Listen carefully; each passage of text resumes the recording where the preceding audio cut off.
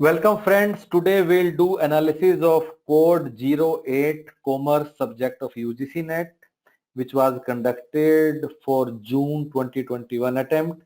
The paper was conducted across 3 sittings in November 2021. So today in this video we'll go through all 100 questions of paper 2, which was conducted on 26th of November in the morning shift. So we'll do a detailed analysis and we'll solve every question for paper 2. Before we start with that analysis, I want to share 3 things with you. Number 1, that this video is about detailed question by question analysis. But if you want to understand the overall analysis, like what is the trend of cutoff, what has been the difficulty level, what is weightage of different topics in the paper, what you can learn from 2021 paper, how you should be preparing for 2022, all these things we have discussed in another video. The link to that video is given in the description below. Second thing, if you want to understand how you can prepare with Human Peritus, then there is another link given in the description below. That link will connect you with our website, and on our website you can go, you can look at some demo classes to understand how we teach in these classes. You can look at sample content. You can also look at interviews and experiences of some of other candidates who have already qualified and understand how they have done it. So link for that is also given in the description below. Then there is third link. That link will connect you with our team directly via WhatsApp. Anything on your mind, anything which you want to say, anything which you want to discuss, anything you want to agree, disagree, anything on your mind, you can get connected with our team by clicking on that link through WhatsApp. Okay, let's get started. An economy grows at 5%, 12% and 7% over the last 3 years. The average annual increase over this period would be, so this is an increase of 5%, so we multiply it by 1.05, 12% 1.12, 7% 1.07, and this comes out to be 1.2583. So this is the increase of around 25.83% over 3 years. We have to find the annual increase, but we cannot find it by dividing it by 3 because there is also a compounding effect. So what we have to do, we have to find out 1.2583 raised to power 1 by 3 cube root of this, which comes out to be 1.0796. Therefore average annual increase would be 7.96%, which is less than 8, and correct answer is D. Another way of looking at the same question is that, so what he's asking, that if this value is X%, this is also X%, this is also X%, but your total effectively it will be 25.83, then what will be X? This X will be 7.96%. Next one, which of the following is correct? So probable error is given. So probable error is for correlation coefficient. So we know that probable error is nothing but 0.6745 into standard error. And how do we find the standard error? Standard error is given by 1 minus r square divided by n under root, where what is my n? N is my sample size or number of observations. R is what? R is the coefficient of correlation. Therefore my correct answer is B. Next one. If each value of a given set is increased by k, it will. So what is the impact on Pearson coefficient of skewness? So guys, how do you find Pearson coefficient of skewness? It is also known as Carl Pearson coefficient of skewness. This is given by mean minus mode divided by standard deviation. Okay. Now what is given? If each value is increased by k, if each value is increased by k, okay. So what does this mean? That if all values are increased by k, then your mean will also get increased by k, your mode will also get increased by k. So this difference will not change. So the numerator, no change. What about denominator? Standard deviation. As we know that standard deviation is independent of origin. Although mind it, standard deviation is not independent of scale, but this is independent of origin. Independent of origin means what? That if we increase it by any value or if we decrease it by any value, standard deviation will not change. Although if we multiply standard deviation by any value or divide by any value, it will change, but in this case it is increased by k, so standard deviation there will be no change, and since no change in the numerator, no change in the denominator, it means there will be no change in the Pearson coefficient of skewness value. Next one. The practice of delaying receipt from a foreign country designated receivable whose currencies are likely to appreciate is known as what? This is known as lagging. So guys, what is lagging? So in lagging, what happens that we are expecting that currency will appreciate, and therefore we delay making the payment. This is known as lagging. What is leading? Leading is reverse of it. We are expecting that currency will depreciate, therefore we accelerate making the payment. We accelerate the payment. This is leading. What is netting? It is also known as multilateral netting. So this is nothing but a company has got maybe multiple companies in different countries in subsidiaries, so they can settle among among themselves with the concept which is known as netting. So this is nothing but offsetting their payments among the subsidiaries only. This is known as multilateral netting. This is anyway generic word. So correct answer is A. Let's move on. Companies try to stockpile internal generated cash. Such a reserve is called. It is known as financial slack. So what is this? So sometimes company keep extra cash with them, so that in case of downturn, in case of sales or revenue or profit, so the same cash can be used. This is known as financial slack available with a company. Next one. A bivariate data BYX. What is bivariate? Pair of two data points. Has BXY, which are nothing but correlation coefficients. They have been calculated, which is equal to 2.4 and 0.4. So BYX is equal to 2.4 and BXY is equal to 0.4. Okay. So how do you find BXY? X minus X bar is equal to BXY into Y minus Y bar. We know this formula. So from this, BXY is nothing but X minus X bar divided by Y minus Y bar. So it is given that all values of X are multiplied by 5. Okay, so numerator will get multiplied by 5. All values of series Y are divided by 5. So denominator will get multiplied by 1 by 10, which will be nothing but multiplied by 10. Therefore, whatever value of BXY is given, that will get multiplied by 10. BXY is given 0.4. So your new value of BXY will be 4, which is given in option 3. Similarly, my BYX will be nothing but Y minus Y dash divided by X minus X dash. So I'm multiplying by numerator by what?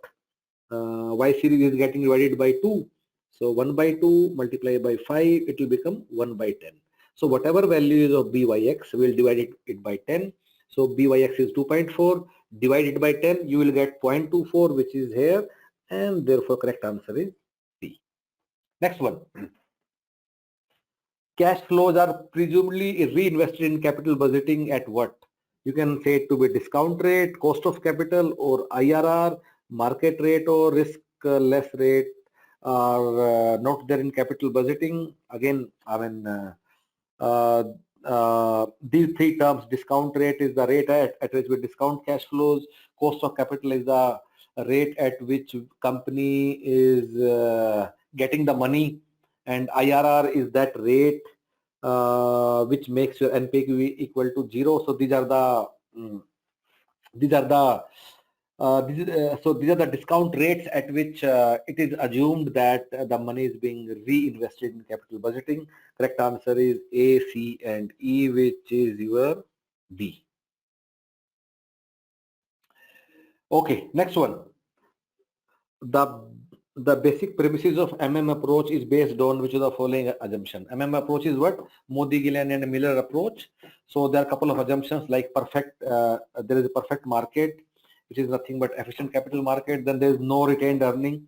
which is same as paying 100% dividend. Company is not keeping any retained earning with itself. There are no taxes, which is not given. Then another assumption is that the investor is rational, which is also given. Then another assumption is that same level of risk, but it is written diverse level, so this will not be there. Then asymmetrical information. If markets are efficient, how can there be asymmetrical information? Again, no. Correct answer is B, C, and E. B, C, and E, which is your option C. Next one. The values in one of the series in a bivariate data set are multiplied by a constant K, then which of the following would change as a result of this? So guys, as I told you some time back, standard deviation is independent of origin, but it is not independent of scale. So in this case, we are multiplying it by a factor K. Therefore, and because standard deviation is not independent of scale, so yes, standard deviation will change. Okay, because standard deviation will change, we can also say that variance will change, because standard deviation is what, under root of variance only. And because variance will change, we can also say that covariance will also change, because covariance is what, data between two sets of data, relation between two sets, I mean variance between two sets of data. So we can also say that covariance will also change. So B and C will definitely change.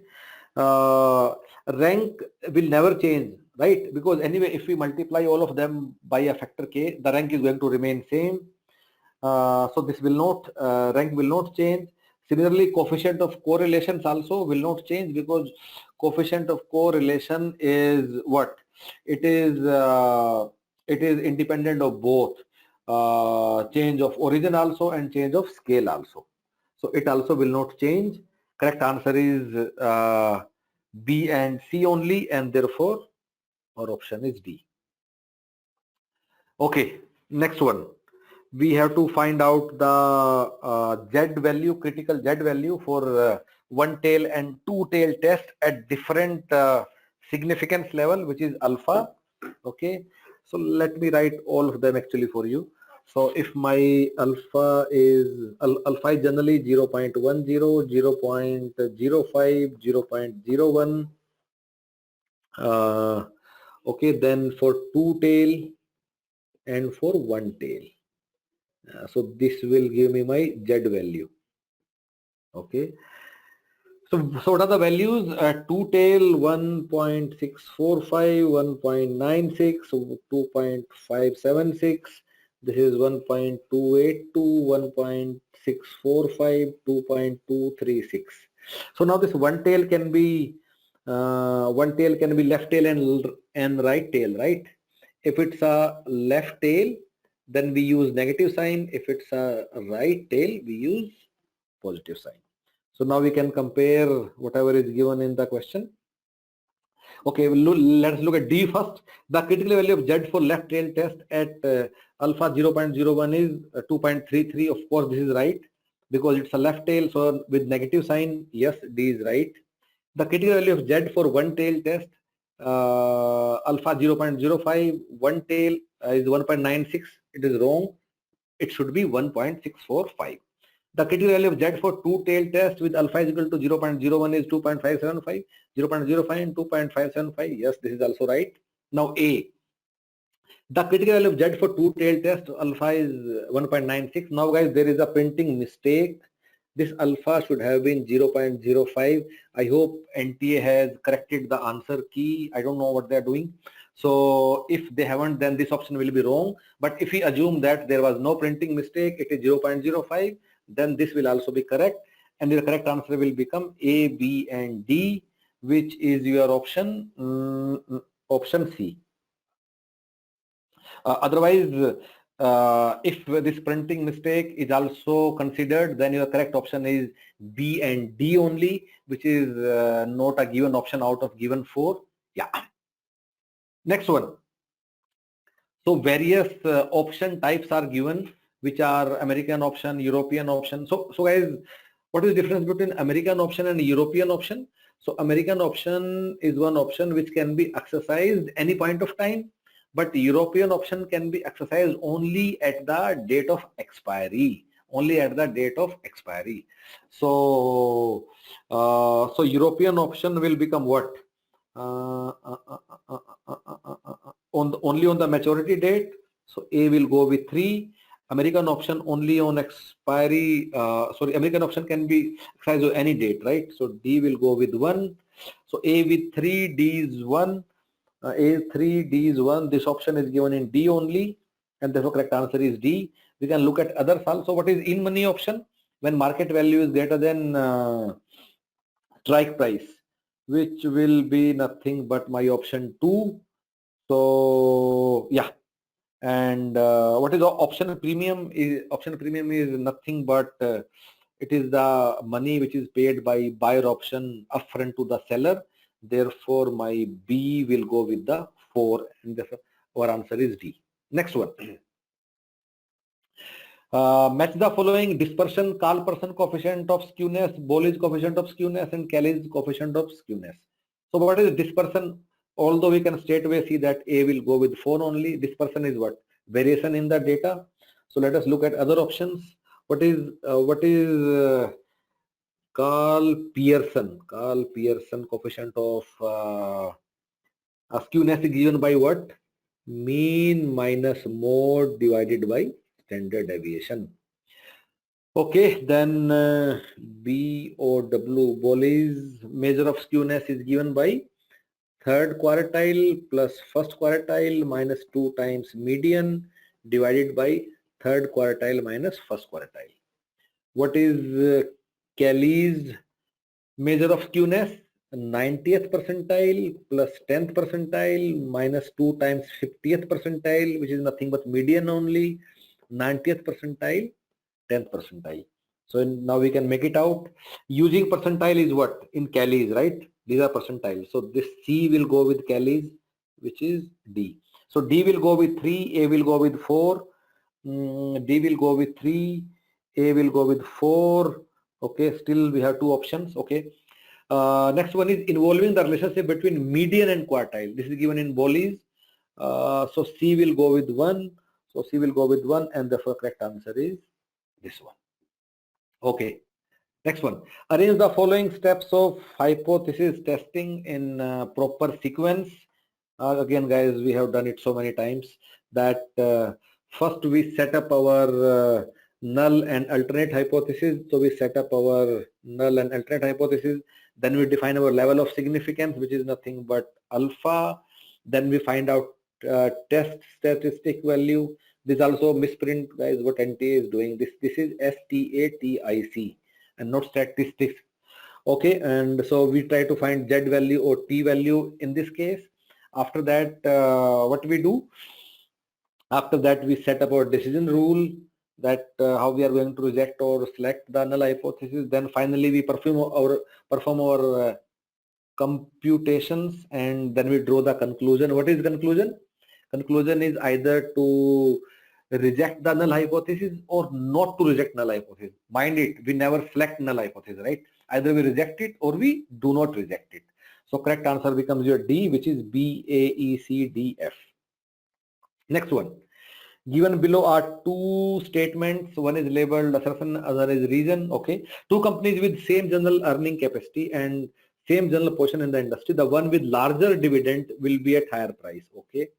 Discounted value of near dividends is higher than the present worth of distant dividends. So this is nothing but this is 2 lines from theory, which is given by Graham and Mr. Dodd, D-O-D-D. So it's a traditional method of dividend payment. Both of them are right, and correct answer is C. Now this question is from partnership. The question is saying A, B and C are partners sharing profits in the ratio of 3:2:1. Now D is getting admitted for 1/6 share. So A is to B is to C. We have original ratio of 3:2:1, and D is getting admitted for 1/6 share, right? And here it is also said that C should retain his original share. So we do not have to touch this C share out of this 1/6 share. So his share would remain intact, 1/6 share. Okay. Now what we will do to calculate sacrificing ratio of A and B?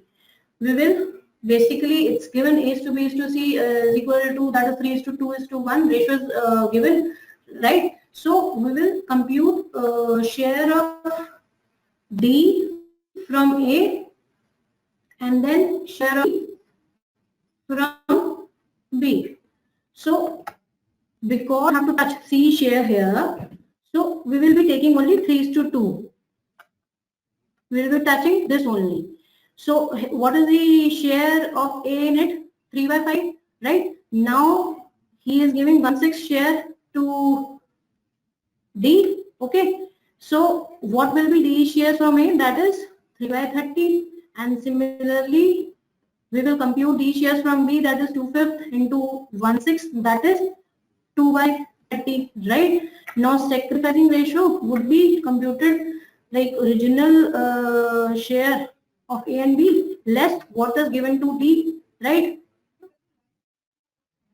So what was original share of A and B here? That is 3/6, 2/6 and 1/6 out of this ratio. So 3/6 minus what is given by A to D, that is 3/30, right? And what is the original ratio of B here? 2/6, and what he is giving to D, that is 2/30.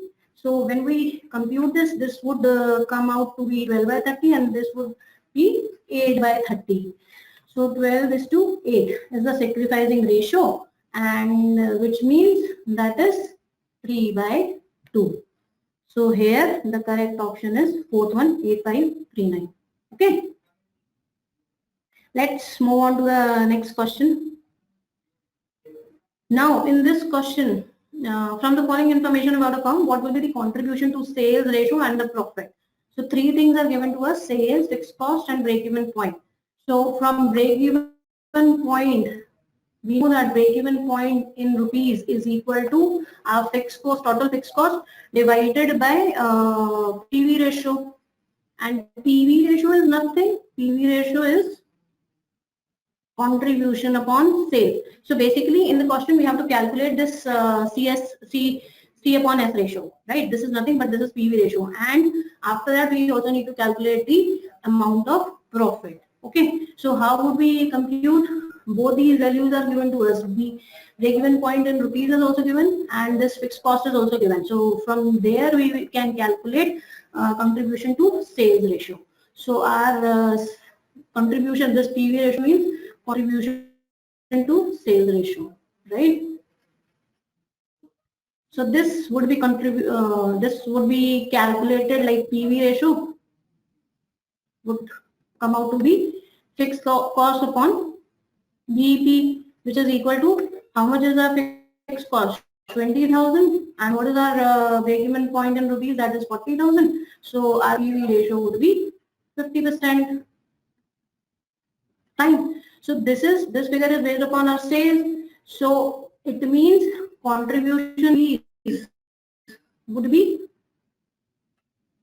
rupees 50,000, because we have a sales value of rupees 1 lakh. So 50% of 1 lakh would be rupees 50,000 only. Okay. Now, in order to calculate profit, how would you compute? Whenever you draw the marginal costing sheet, what would you do? Basically, you take the sales, and from there you deduct all the variable cost, and that gives you the contribution figure. And when you deduct fixed cost out of it, then you obtain your profit or loss. Fine. So from this figure of 50,000, this is given as fixed cost. So how would you arrive at profit figure? Contribution minus fixed cost, that would be giving you your profit.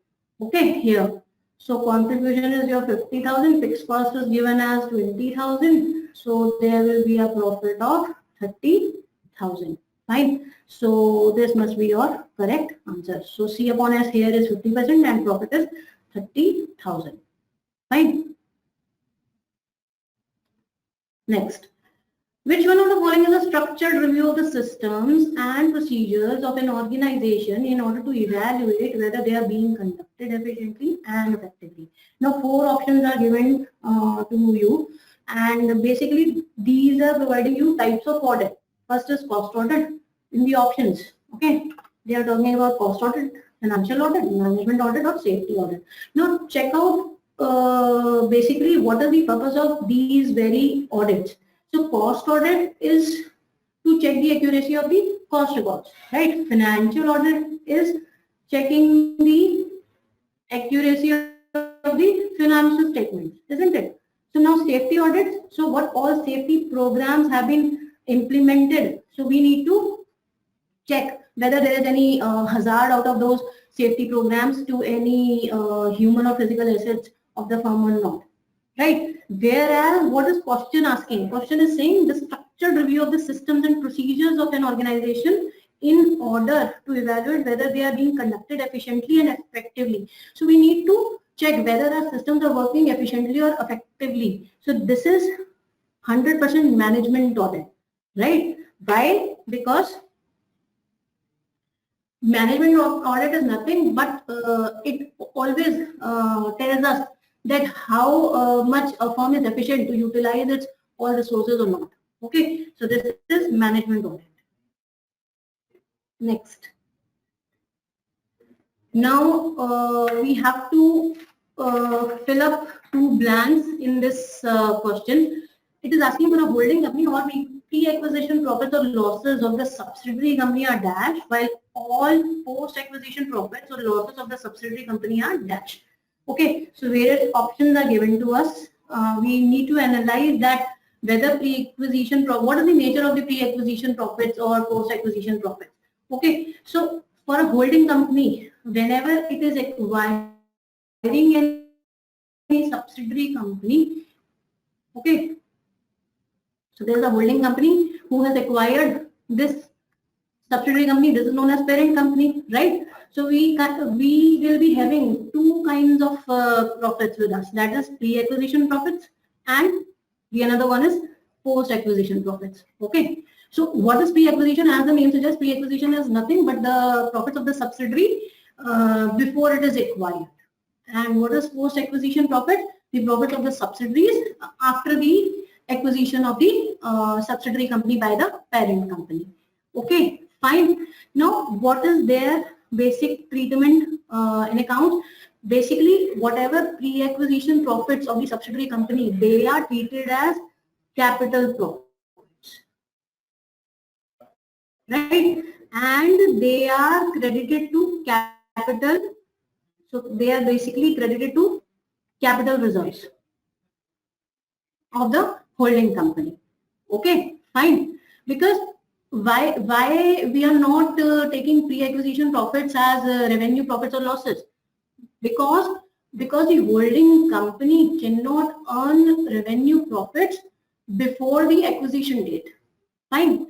So what is basically their treatment? This, whenever we are crediting these profits of the subsidiary company to the capital reserves of the holding company, either they are shown under the liability side, or if goodwill is also appearing on the asset side of the holding company, then we just deduct these or adjust these profits or losses against any goodwill which is appearing on the asset side of the holding company or the parent company. Now, what about post-acquisition profit? Basically, what actually this post-acquisition, I have told you that these are the profits which have been which are there for the holding company. Basically, these are the profits of the subsidiary company after the acquisition date, right? So basically, these are the differences between the P&L account at the acquisition date and the consolidated date. So because the accounts of the parent company and the subsidiary company have to be consolidated at certain date, that is why. So these are the quantum of those profits in between these 2 dates. Okay, so these profits are generally treated as revenue profits or losses. Okay, fine. And basically these are credited or debited to the profit and loss account of the parent company. So out of this option, this one is correct. So all pre-acquisition profits or losses of the subsidiary company are capital profits or losses, whereas all post-acquisition profits are revenue profits or losses. Fine. Next. The techniques of marginal costing is based upon which of the following assumptions. Now, basically, whenever we study marginal costing, these are the assumptions we study before doing any question on marginal costing. So, in order to understand the concept, we have to go through the assumptions of the marginal costing. Basically, what is the purpose of the, whenever we need to understand what actually marginal costing is. Marginal costing is again a technique of costing wherein the products or services which are basically they are charged on the basis of the variable cost. So marginal costing is only taking into account variable cost and not fixed cost. Okay. So it means it bifurcates two types of cost, that is variable cost and fixed cost. So what is fixed cost here? Let's say, for example, the firm is paying it is making a monthly payment of rupees 10,000 by way of rent. So no matter how many employees are working in it, 10, 20, 30, this fixed cost will remain same. So that is why this A option, if you go through this, fixed cost will tend, under marginal costing, what is the basic assumption? Fixed cost will tend to remain constant or unchanged for the entire volume of production. No matter how many products we are going to sell or produce, this fixed cost will remain same. Right? This rental cost will remain same for the firm. Okay, now coming on to the next point, variable cost remains constant per unit of output irrespective of the level of output. Now let's assume that the selling price of one unit is rupees 100. Okay, and whenever a firm goes for selling this one unit, it is obtaining the procurement cost of obtaining this one unit is rupees 80. Okay, so what is that level of 2 units? If it wants to sell 2 units, it will be it will get rupees 200, right, by selling 2 units of the same product. And how much will be the procurement cost here? That is 80 multiplied by 2, that is 160. And similarly, this also happens at level of 3 units. So this product will be sold at rupees 300. 3 units of this product will be sold at rupees 300. And what will be the procurement cost? Then similarly, it will be procured at rupees 240. Fine. So this is how it goes. So variable cost remains constant per unit of output. So every time I need to increase my this level of output, there is basic change of rupees only 80. So that is why it's written variable cost remain constant per unit of output. Okay, so first 2 points are clear. So these are the basic assumptions of the marginal costing. Next, let's move on to the C point here.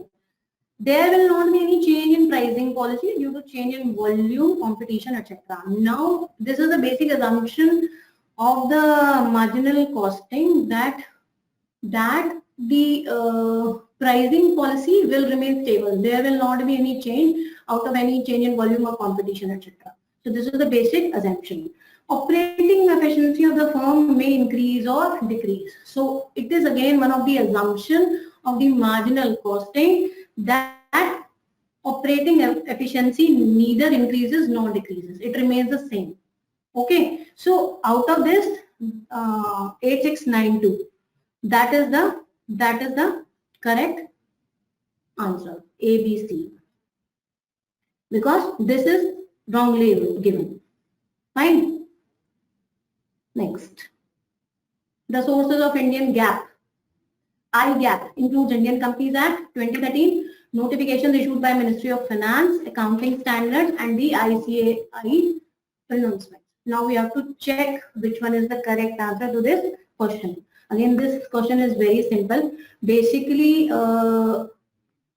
if we talk about Companies Act 2013, Section 129 and Section 133 of the Companies Act 2013 tells us that we need to follow accounting standards which are given by ICAI, right? Okay, so from there we get this thing. So this is one of the major source of the Indian GAAP, and notifications issued by Ministry of Finance. So Ministry of Finance notification has nothing to do with Indian GAAP, right?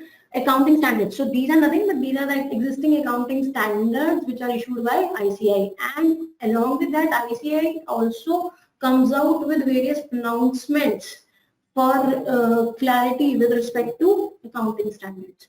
So it may be issuing any kind of announcement or any kind of guidance note.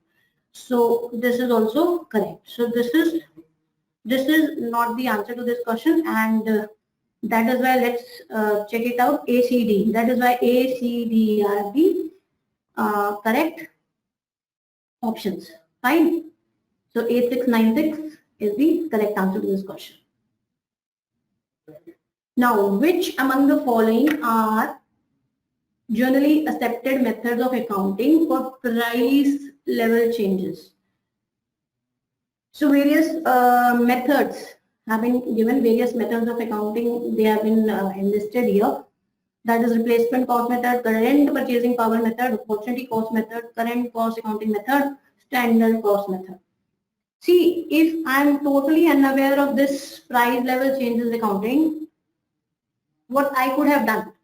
So because it is asking for price level changes. So price level changes means what are the basic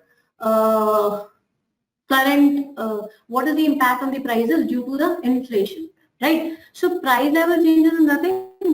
Basically, it is inflation accounting. Okay, and it is used in case of significant inflation and deflation. So only these methods, current purchasing power method and current cost accounting method. So this question is also giving you hint, current, right? So all rest of the options, replacement costing, opportunity cost, standard costing, that have nothing to do with the price level changes. So this inflation accounting is usually having two methods under it, that is current purchasing power method, and the other one is this current cost accounting method. Fine. So under CPP method, assets and liabilities are classified into various monetary and non-monetary items. Okay, and according to their current purchasing power. Fine. And what about this CCA method? All the assets are basically valued at their fair market value rather than their historical cost. Fine. So there is also one more method which is the hybrid of these two. So only these two methods relate to price level changes, rest are excluded. So what is the correct answer? P and D. Okay, 8699 to this question. Next. Now we are given this INDAS. So the nomenclature of the various INDAS is given in the list 2 and numbers are given in the list 1. We have to match them. So basically we have, we should understand that there are existing, whatever accounting standards are issued by ICAI, they are commonly known as existing accounting standards. Okay, accounting standards. And what is this? IND stands for Indian. Okay, so INDAS is nothing basically. These are the converged form of IFRS. IFRS are basically international financial reporting standards.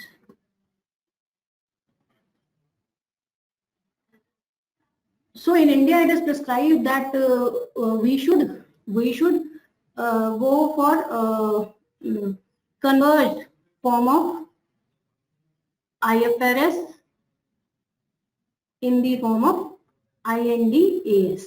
Okay, so they have so Indian government has not adopted full-fledged version of the IFRS. Basically, they have adopted its harmonious or converged form. Okay, so which is applicable according to the circumstances prevailing in the country. Fine. So so for this is actually very simple. We need to remember the nomenclature. If we remember the nomenclature, we can get this answer correct. So this is IND-AS1 is that is presentation of financial statements. Fine.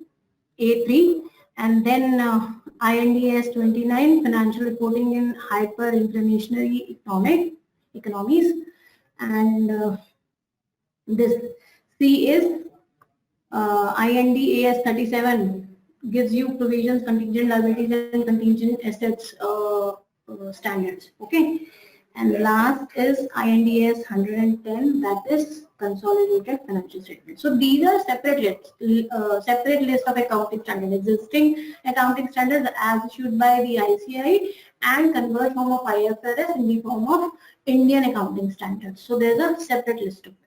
Okay. Now, next question. Which of the following order is followed in the issue of shares under the fixed price offer method? Guys, they are making students confused about writing this word, fixed price offer method. So this is nothing, basically it is the process of IPO, initial public offer, right? So how would you go along? If you know anything about issue of shares, you would be able to get this answer right. So what should be the correct sequence? Definitely for any company who wants to go for IPO, it must select the merchant banker, because merchant banker is the basic requirement, right? And it is the entity who is going to handle the whole procedure with respect to IPO, right? So that is why C is given as first in sequence to this. Then whenever we select the merchant banker, we go for printing of prospectus, wherein the company wants to attract its prospective shareholders for applying the shares. Okay, so whenever the companies, whenever the shareholders apply shares of a company, then that money is received by the company, to share application money. So then that comes third in sequence, received by the company of application for shares. And what next? Then whenever the share application money is received after making various adjustments, then we go for allotment of shares, and final in this process is issue of share certificate against the allotment made. So correct option to this question is C, A, B, E, D. So this one is first, this one is second, this one is third, this one is fourth, this one is fifth, right? Next. Now, given below are two statements, one is labeled as assertion A and the other is labeled as reason R. So quick ratio, assertion is, what does assertion says here? Quick ratio is more penetrating test of liquidity than the current ratio. So isn't it? So what is basically liquidity? Liquidity is nothing that how much the firm is having capacity to convert the assets into cash. So that is liquidity. So quick ratio is any day far better than current ratio to determine the current to measure the liquidity of the firm. Okay, so current ratio, what is current ratio basically? Current ratio is nothing, current assets upon current liabilities, and whenever we need to calculate quick ratio is we use quick assets of the entity, and that then we divide it by current liabilities. So only difference between current assets and quick assets is that we do not take stock or prepaid expenses things here, right? So the motive here is that basically which are readily available to be converted into cash. So that are called quick assets. So of course, quick ratio is more penetrating test of liquidity than the current ratio. Okay. However, yet a high quick ratio does not necessarily imply sound liquidity, and reason is given here itself. A company with a high value of quick ratio can suffer from the short because. So now always assertion reasoning questions should be checked by putting because into it. So because a company with a high value of quick ratio can suffer from a shortage of funds. Even a high quick ratio cannot ensure liquidity of a concern. Why? Because if in these current assets there are debtors which are slow moving, and if they are slow moving, it means we are not able to convert them easily into cash, right? So again, this is acting against the liquidity of the firm. So if there are long duration outstanding debtors, you are not able to realize your debtor as soon as possible. So this is affecting your liquidity in the adverse manner. So that is why this reason is also correct. So if long outstanding debtors are there, this current asset contains those which are long outstanding or which are slow moving or which are doubtful, it means then liquidity is not properly calculated, right? So the answer to this question is both A and R are correct, and R is the correct explanation of A. 8861, this one, right? Next. In which of the following cases the doctrine of supervening impossibility will apply? So whenever this is the question which is asking you, giving you reference of Indian Contract Act, and they are basically asking discharge of contract. So there are various modes of discharge of contract, and one among them is impossibility. So whenever we are talking about impossibility, it can be initial impossibility and it can be supervening impossibility also, right? So initial impossibility means when agreement is made, that agreement is made which is impossible to perform. So this is void ab initio, because at the time when the contract was formed, it was impossible to perform, right? So for example, whenever let's say A enters into a contract with the B to cover distance of Delhi to Mumbai on foot in 1 hour, so this is practically impossible, right? So this is void ab initio. At the initial stage, it is impossible. So this is the example of initial impossibility. Supervening impossibility means at the time of the formation of the contract it was valid. However, due to change in certain circumstances, it rendered that valid contract void. Right? So because of certain specific reasons, this supervening impossibility happens. Like for example, any outbreak of war,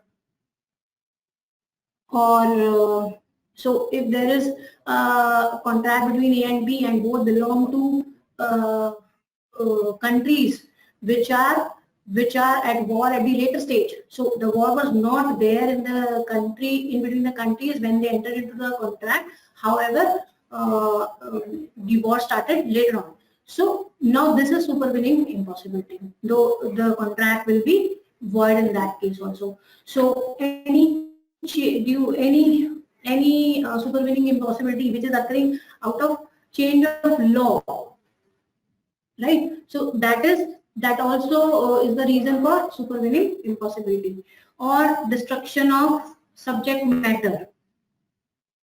These are the basic things which may lead to supervening impossibility. Okay. However, there are certain exceptions. Certain things are specifically given as exceptions to the rule of supervening impossibility, that these will not be considered as the supervening impossibility. These will not be considered as the causes of supervening impossibility, right? Like for example, commercial impossibility, difficulty in performance, or strikes, lockouts, and civil disturbances. All these three are exceptions to these supervening impossibility. Right? That is why this alone is the answer to this question, that is impossibility known to the parties at the time of making of the contract. Okay. And what is basically commercial impossibility? So commercial impossibility happens, like for example, if A has promised to sell certain amount of wheat at a particular price, and later on, let's say he is unable to procure the wheat at the same rate at which he was originally able to procure, then he cannot say that now on my part contract is impossible to perform. So this cannot be a supervening impossibility. So difficulty in performance, let's say if I contracted with someone to sell onions at a particular price, and at later date the onion becomes high in price, they become expensive. Now I cannot cancel the contract on the basis that owing to the supervening impossibility, because now I can sell these contract at much higher price as compared to what has been agreed with you. I cannot cancel that contract on the basis of this supervening impossibility. Again, if any strikes or lockout or civil disturbance occur, the contract cannot be cancelled. The party has to perform, right? Okay, fine. So basically, impossibility known to the parties at the time of making of the contract, this belongs to initial impossibility. So although this option is referring to initial impossibility. So initial impossibility cases can be divided into three parts. If we see, so that is the impossibility which is known to both the parties, which is not known to both the parties, or which is known to one party but not to the other party, right? So this is the case. They are referring impossibility known to the parties at the time of making of the contract. So this is the case of initial impossibility. Fine. So, however, we have to take it. We have to accept the answer of the net people. Okay, we don't have any other option. So this should be the answer to this question. Which one of the following statements are true about the contract of bailment? Now, okay, what is bailment?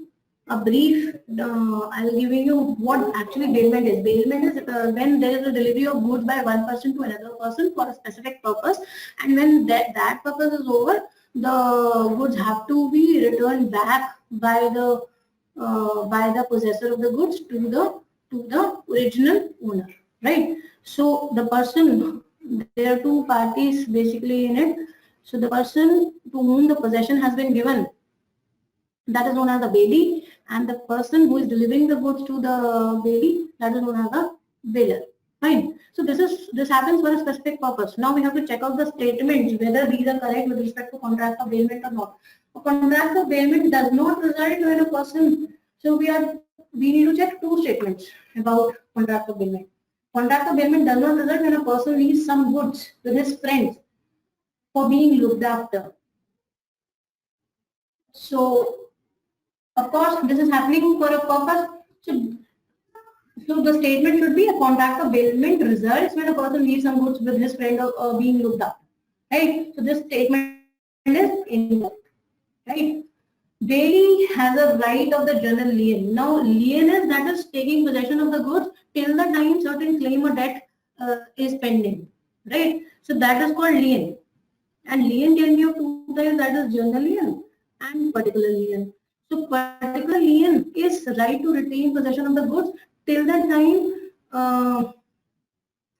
time debt is due with respect to those particular goods. Right? Whereas general lien is again any type of goods can be retained with respect to a particular discharge of debt. Right? So that is general in nature. Now, bailee always has a right of particular lien.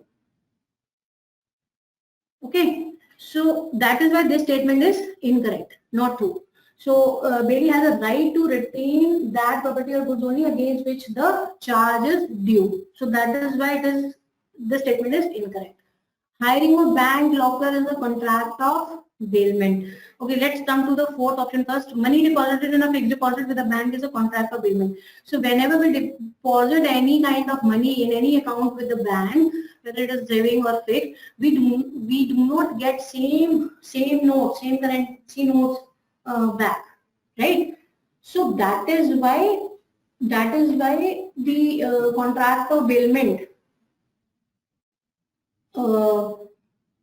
is not applicable here. So money deposited and fixed deposit with the bank is a contract of bailment. So it's not a contract of bailment because we do not get in return same currency notes or same currency coins. Now, hiring a bank locker is a contract of bailment. Yes, this statement is true. Why? Because whatever is kept, whatever precious things are kept by us in that locker, they have to be returned in the same form. Okay, so that is why hiring of a bank locker is a contract of bailment. So this statement is true. Fine. So this is the correct option to this question. Next. Contract is said to be discharged by rescission. Now, rescission, whenever there is a discharge of contract by rescission, it comes under discharge of contract by mutual agreement. It's a part of mutual agreement. So there are several parts under which contract can be discharged by mutual agreement between the parties. For example, novation. So novation is nothing whenever the new contract substitutes existing one. Okay. Alteration. So now these two parts, these are altogether like not the part of rescission. Rescission is a separate thing. Okay, so these options automatically goes off. So what is alteration? Whenever there is a mutual agreement between the parties to change certain terms and conditions of the contract, that is called alteration. Fine. So automatically these two are not the part of the rescission. Now, there are certain other modes of discharge by mutual agreement, that is remission. One is remission. So remission is nothing but accepting the lesser amount or accepting lesser degree of performance as compared to what was contracted for in discharge of in full discharge of the contract. That is called remission, right? Now waiver is nothing. Waiver is when both the parties waive their rights towards performance of the contract. Okay, and now we are left with rescission. So resign the contract. Resign is nothing but the legal termination of the contract. Legal termination of the contract, or we can also say cancellation of the contract. Okay. So again, this rescission can take place by various modes. That is by mutual agreement. So both the parties mutually agree before the performance date that this contract stands terminated. Okay, and it can also happen on the part of aggrieved party. So whenever there is a breach of contract, aggrieved party has the right to rescind the contract. Okay, fine. So this should be the part. So when an aggrieved party exercises the option to avoid the contract, so this is the part of the rescission. So this is part of the mode rescinding the contract. Okay, and when consent is not free, so whenever the consent of the other party is obtained by way of fraud or by misrepresentation or by coercion or by undue influence, then the consent is not free, right? So in such case also the other party or the aggrieved party whose consent has been obtained by such frivolous mode, it has a right to rescind the contract. Okay, the last but not the least, and this is that whenever it's been long time that none of the parties have performed, so both the parties have not performed at all, and nobody bothered to object against the non-performance. So this should also be the case of rescission, right? So 219, so 8759 is the 8759, that is this C and D. So both are covered under, so this is also not covered. Whenever a party to a contract waives, so this is waiver, right? So C and E should be a contract said to be discharged by this issue. Okay. Next. Which of the following are the objectives of Competition Act 2002? This is quite generic. So Competition Act 2002 is basically having the objective of like, in order to check whether any particular transaction is having any adverse impact on the competition or not. So it promotes always healthy competition in the economy, right? So by this, if we go by this objective, to prevent practices having an adverse effect on competition. So of course this should be the correct option to this question. To impede and torment competition in the market. So it does not stifle competition. Its objective is not to stifle competition but to promote healthy competition. Okay, and to stifle only those practices which are having adverse impact on the competition. To protect the interest of the sellers. So basically, Competition Act is working towards the interest of the consumers at large. So by healthy competition only, the by healthy competition, at any day the consumers get benefited. So that is why this should not be the answer to the objective of the Competition Act. To ensure freedom of trade carried on by other and participants in the markets. So what should be the correct option? A and D only. So that is why 8764 is the right answer to this. Okay. Next. Which of the following statements are true in contractual capacity? Now, what is contractual capacity? Contractual capacity is nothing but capacity of the parties to enter into a valid contract.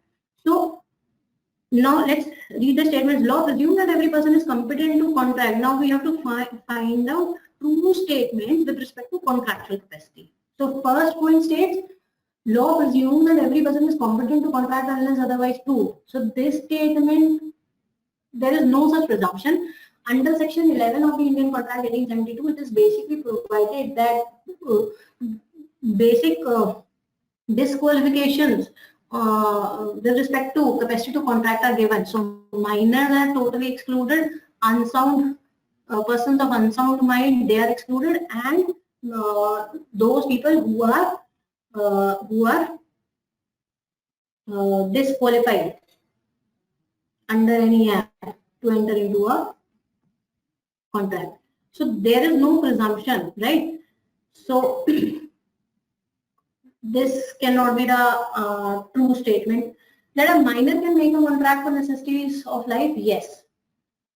So whenever a person enters into a contract with a minor or unsound person, their estate is liable. So this for this thing, for basic necessities of life, then their estate or their property of the minor or unsound person is liable to reimburse the other person for making such provision, right? So this statement is correct. Okay.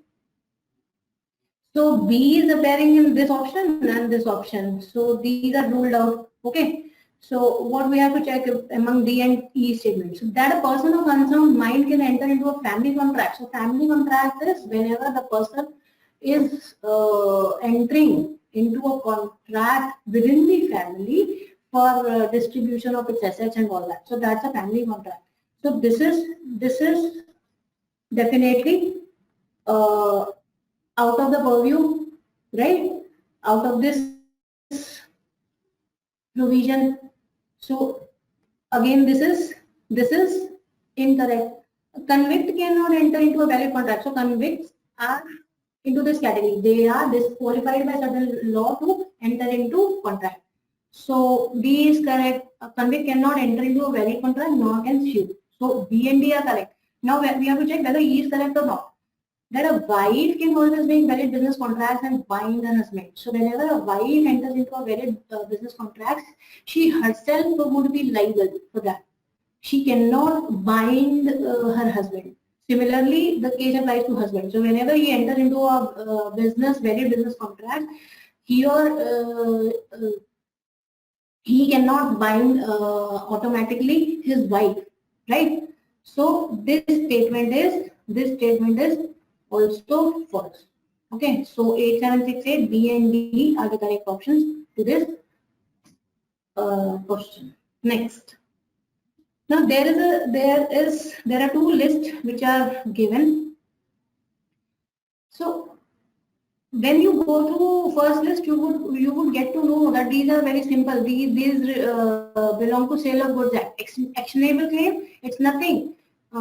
It's recovered only by means of suit or an action in a court of law. So actionable claim is that claim which can be recovered by action of the court. Okay, so by interference of the court, it can be claimed.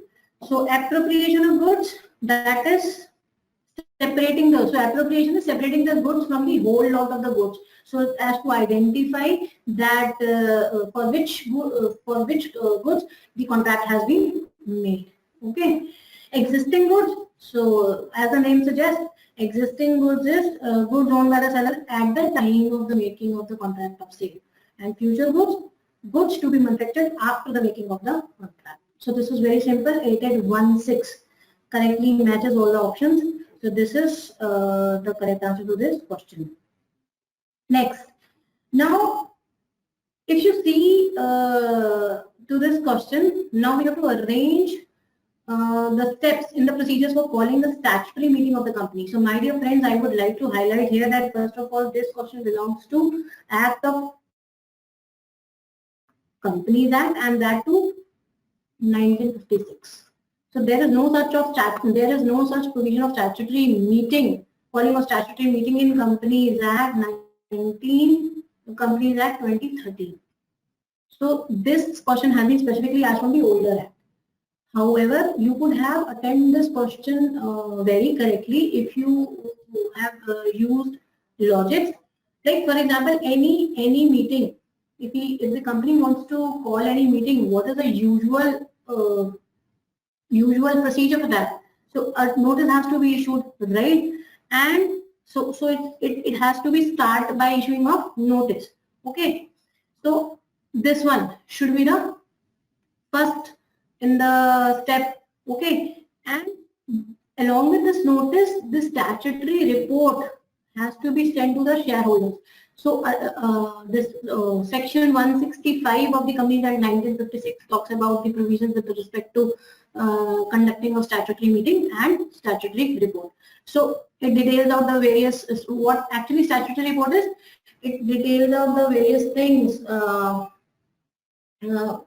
which the company needs to report to its shareholders. So it should be held in between 1 month to 6 months from the commencement of the business. Okay. So then the content of the statutory reports have to be finalized. So once the content of the statutory report gets finalized, it needs to be get certified by its directors. Okay. And one of whom must be managing director. And next,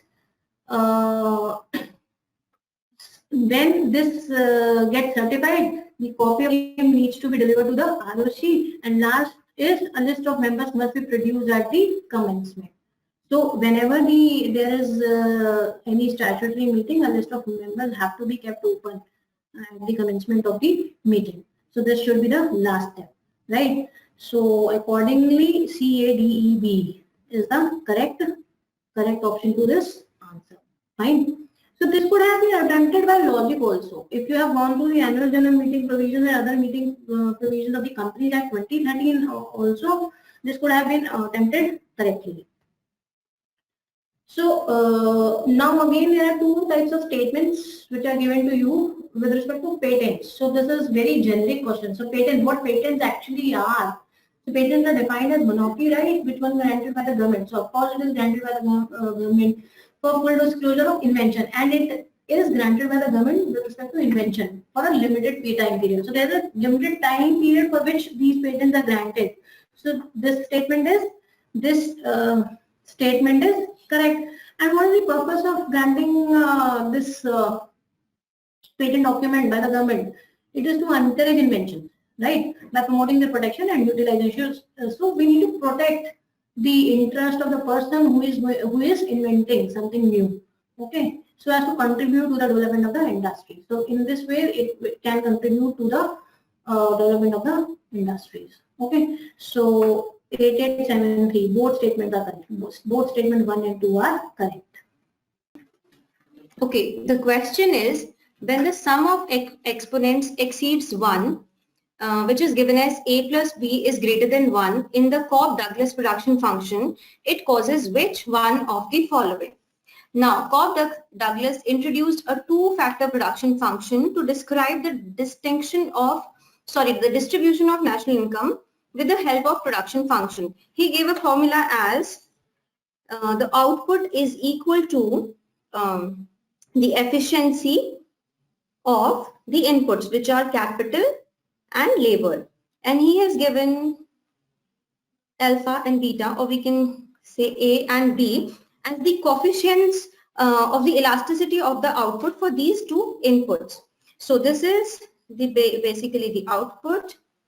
This is efficiency, capital, and labor. Now, based on this formula, he has given 3 degrees of return of scale. 3 degrees of return to scale. First one is the constant returns to scale, which is denoted as a plus b is equal to 1.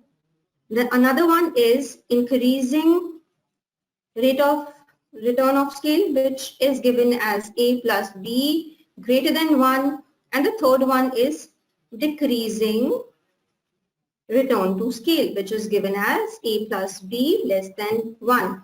So it is clearly seen that the equation given in the question matches with this one, the increasing return to the scale. So the correct answer would be 8554. Moving to the next question. A price ceiling below the equilibrium price often leads to a shortage of the commodity and possibly. So what is the price ceiling? Price ceiling is basically when a firm sets the price above which it is not allowed to go or set the price. Now what is equilibrium price? Equilibrium price is the point where the quantity demanded is equal to the quantity supplied. So this is the point of equilibrium. Now whenever a price is set below the equilibrium price, maybe it is somewhere here. This is price initial and this is the price which is set later on below the ceiling of that price set. All right. When it is set like below the equilibrium point, here the demand would be greater than the supply. It can be seen here. All right. Now what happens is when the demand is greater than the supply, shortage of the commodity happens. And as a result of this, which of the following can happen? Black marketing, commodity glut is basically excess supply. So this is an incorrect option. Increased consumption, no. When there is not enough supply, how would there be an increased consumption? Price manipulations, no. So the correct answer would be black marketing. Obviously, in general parlance also we can understand it in this way, that wherever there is a shortage of commodity, it obviously leads to the black marketing. People start hoarding the products so that the price increases. So this is the correct answer for this, black marketing. Next question. The cross price elasticity of demand for complementary commodities is. See, the complementary goods are those goods which complete the demand for each other. Alright, there is always an inverse relationship between the demand for the first good and the price of the second one. Alright, understand it in this way. So let us take an example of pen and ink. Pen is one commodity and ink is the another one. For example, the price of pen, at this price of pen, there is the demand for this quantity of ink is demanded, and whenever the price of pen is increased, the quantity demanded for the ink would be less. So it gives us such kind of demand curve. So obviously there is an inverse relationship. When the price of pen increases, the demand for ink would go down. All right. Similar is the case if we take an example of, say, for example, petrol or car. So there is always, the crux is that there is always inverse relationship between them or is a negative relationship between them. All right. So the correct option would be 8564. Next question. Which market form leads to more technological change and product improvements than alternative forms of market structure? See, the options given are monopolistic competition, monopoly, oligopoly, and perfect competition. The correct option here is, let us see the correct option first, which is oligopoly, 8568. Now, oligopoly is a kind of firm where there are only few competitors present in the market, and one of the basic features of monopoly market is that there is non-price competition, or they have very less profit motive. Rather than the profit motive, majorly they focus on the purpose of sales maximization and to minimize the risks, for example. So this is basically a market structure where there is non-price competition and when there are less price or the profit motive. So then they do not have the motive to earn more profits. So they have to, or they focus on more technological change and the product improvements. Now see, this can be a confusing question because in monopolistic competition also there is a non-price competition.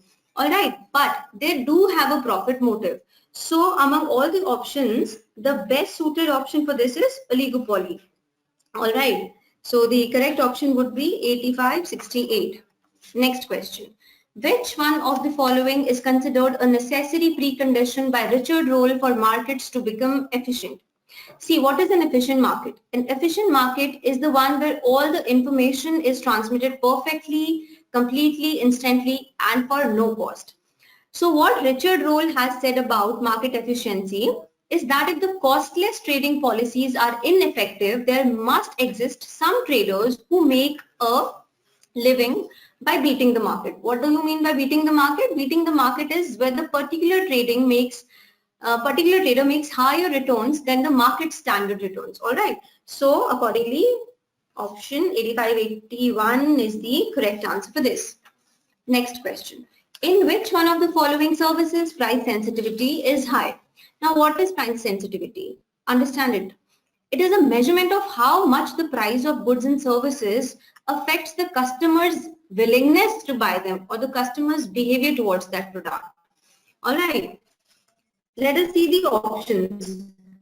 Airlines, obviously, whenever there is a certain decrease in price, even when a small decrease in price, so even for the shortest of distances, people would prefer air travel because that would be that would take much less time for them to travel. All right. Second option is, so accordingly, airline seems to be a correct one so far.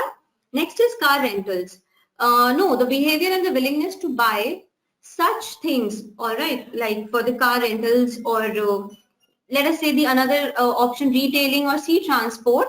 So there would not be much, change in the behavior or willingness to buy, and it would be more or less the same thing. So basically, the answer would be airlines, which is 8641, where there is a quite, visible price sensitivity.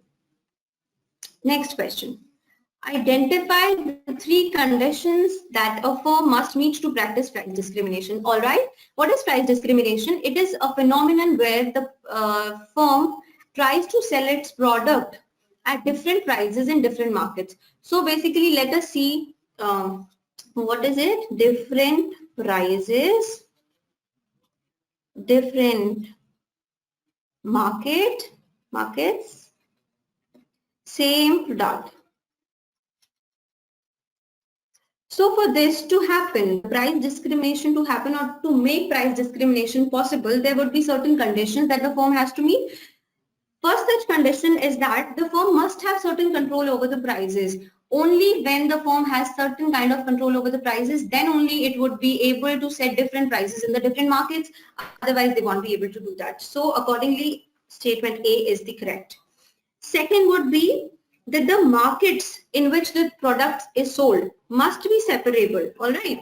if the market is similar kind, there would be very difficulty, there would be much difficulty faced by the firm to set different prices, because if the market is similar or the same kind of market, so the markets must be separable. So accordingly, C statement is the correct one.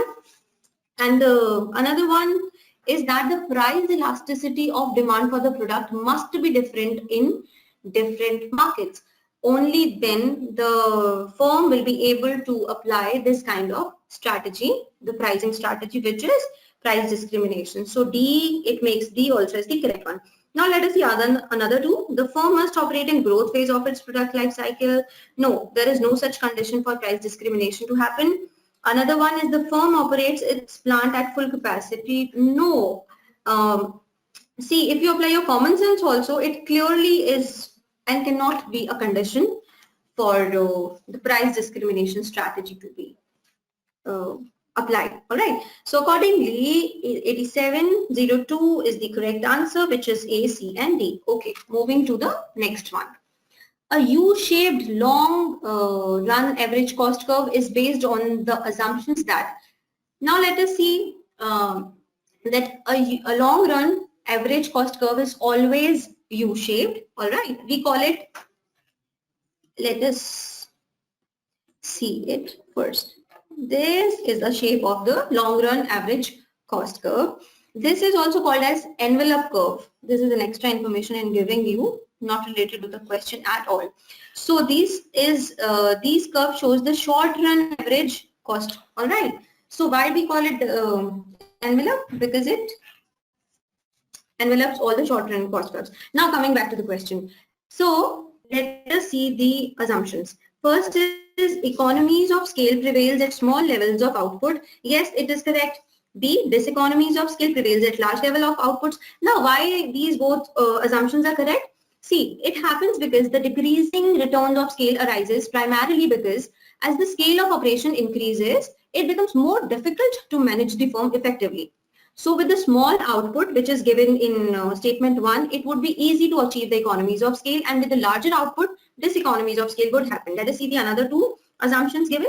C is the benefits of the division of labor and specialization accrue more at the lower scale of production. Obviously true. When the scale of productions are still lower, it is able to manage and to divide the work between the labor, and the specialization can occur when the scale of production is large. So it becomes in a way unmanageable and would become difficult for the managers also to divide the work and then create specialization for the workers. So this option is also correct. I mean, this assumption is also correct. The next is managerial inefficiencies are prone to a higher scale of operations. Obviously, this can be read as the higher scale of operations are prone to managerial inefficiencies. As I have just said, like whenever the scale is higher, okay, whenever a firm is operating on a large scale, so there are certain inefficiencies which can occur in the managerial functionalities. So this is also correct. So accordingly, option number 8708 is correct. That is, all the given statements are correct assumptions for the given question. Next one, factors that reduce price sensitivity are. Now, what are the factors that reduce the price sensitivity? Price sensitivity is, I must assume that you all know already. Let us see the options. A is buyers cannot store the product. B is the expenditure is a large part of the buyer's total income. See, what is price sensitivity? Price sensitivity, according to price sensitivity, कौन सा factor इसको reduce करेगा? देखो, buyers cannot store the product. Obviously, buyers, this is true, all right. The next is the expenditure is a large part of the buyer's total income. No, this would increase the sensitivity, price sensitivity. When the buyer has this, mindset, or his behavior is like that, he is spending more than his income, then the price sensitivity would be greater for him. All right, that wouldn't reduce it. Another is buyers are aware of the substitute. It would also further reduce it. It would also further increase the price sensitivity, because as the customers can easily go for the other lower cost substitutes. All right. So this would also increase the sensitivity and rather than decreasing it. Another is the product is used in conjunction with the assets previously bought. Yes, this is true. E, the part of the cost is borne by another party. Obviously, that will reduce the price sensitivity. So the correct answer is A, D, and E. Where is it? 8750. So this is the correct answer. So the next question is match the following: nature of commodities and income elasticities of demand. Now let us see normal goods. Normal goods are the goods where an increase in income would lead to increase in the demand. All right. Second one are the inferior goods. Inferior goods are the goods where increase in income would lead to decrease in demand. Here the income elasticity would be zero,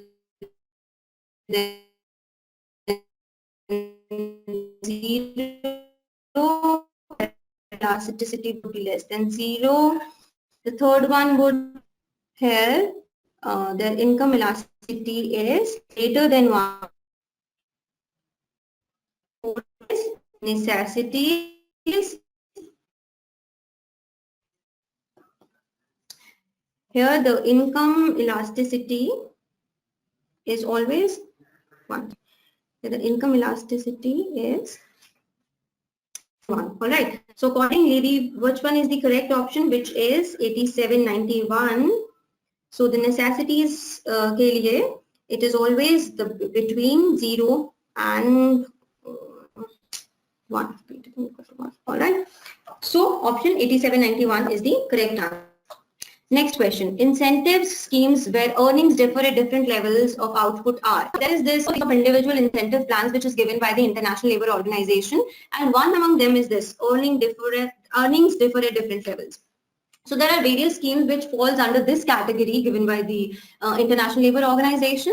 So schemes given under this are first of all task system, and emotions efficiency plan, and piece rate, and merits multiple piece rate. So among all the given schemes under this category, in the option there are only 2, which is A and E. So the correct answer would be 8732. Next question. The functions of lower management are.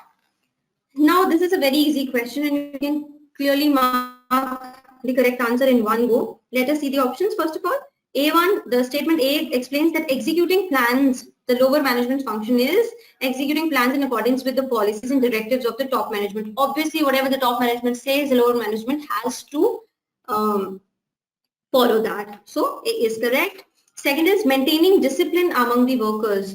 Obviously, they would need to some kind of control they have to,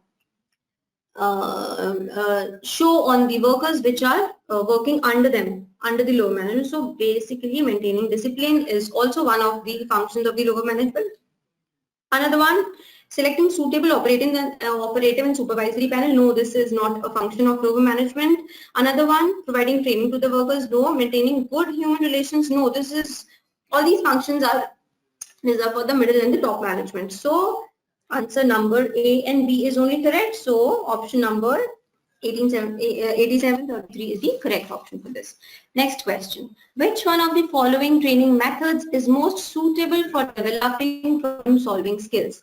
See the options: case study, lecture, role-playing, sensitivity training. It is a very and extremely easy question because clearly you can see case study method mein kya hota hai? They give a problem to the employee or the trainee and they tell them or they ask them to find a solution based on the case study. A case study is given.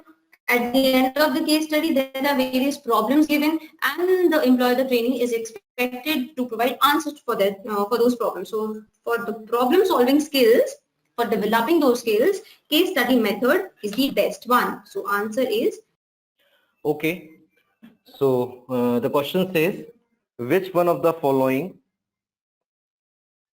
is the most suitable coping mechanism if fear of overload is the source of resistance to the change?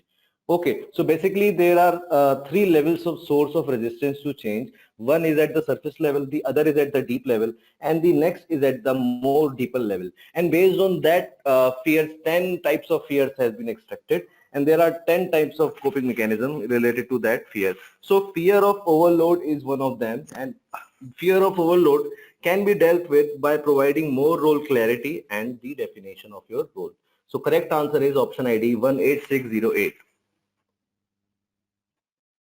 Okay, so which one of the following is not true for the functional organization? Okay, so first of all, functional organizations are those organizations which organizational structure are actually aligned according to the various specialization in the management. For example, this is the organization. If this is the organization, then this would be a finance department. This would be a marketing department. This would be a production department, and so on. So basically based on the specialization. So now let us check the options. Functional managers are specialists in their respective areas.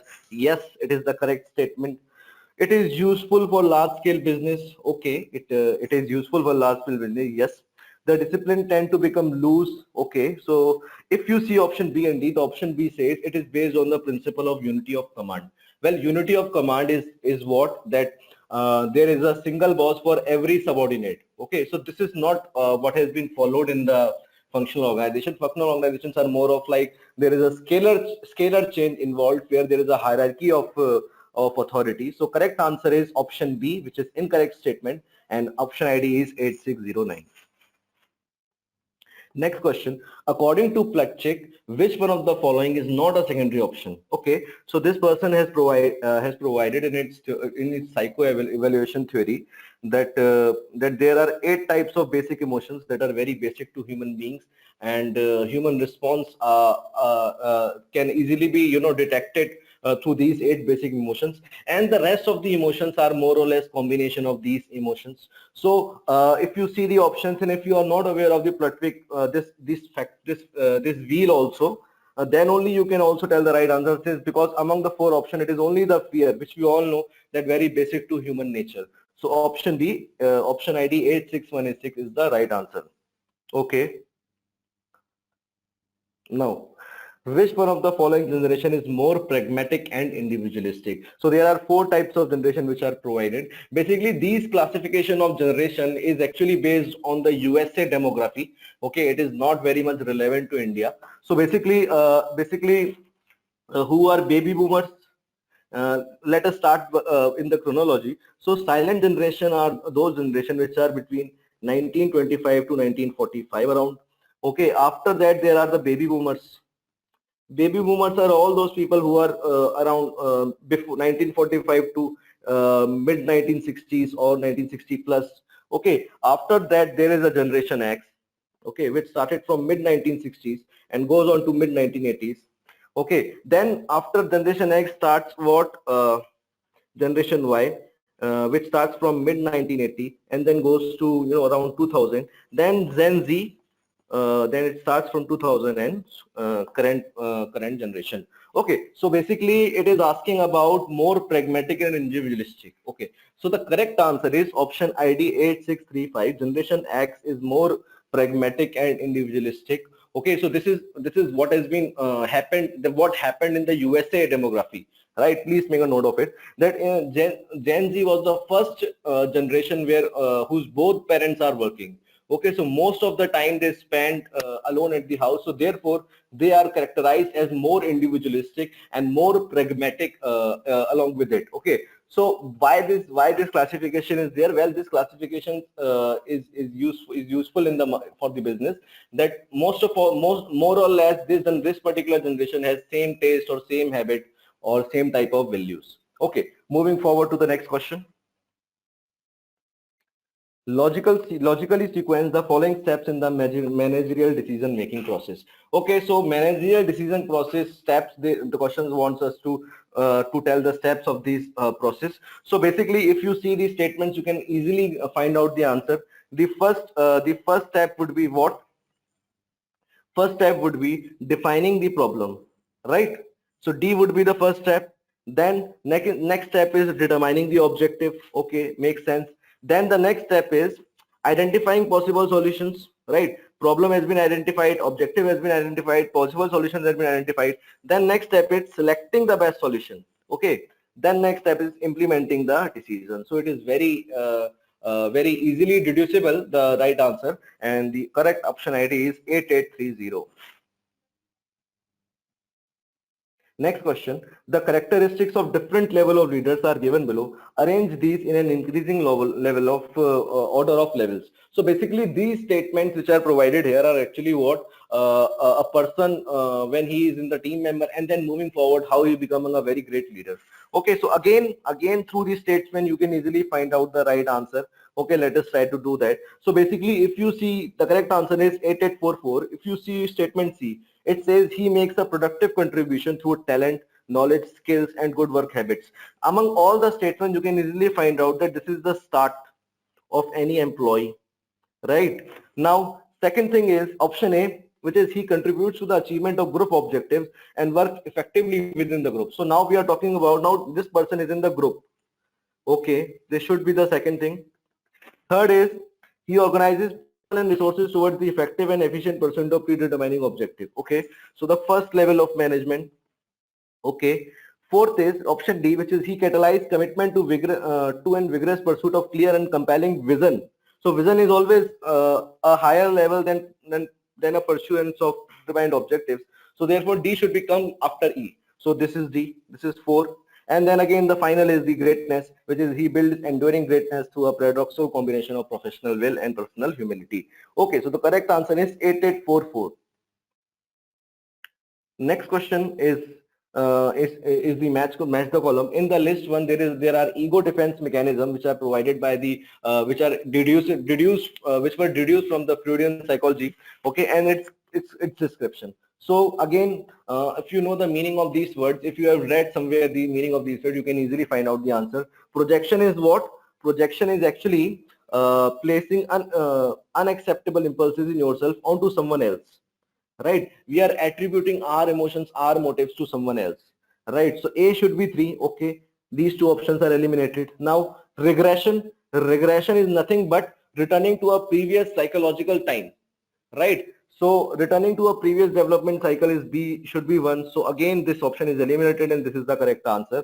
Repression. What is repression? Repression is that we do not want our some bad memories to become a part of our conscious life. Okay, we want that memory to be a permanently part of unconscious mind.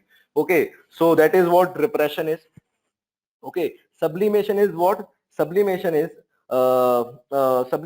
acting out unacceptable impulses in a socially acceptable way. Okay, we all have impulses and we always have been advised to use our impulses in a more constructive way. So this is what sublimation is.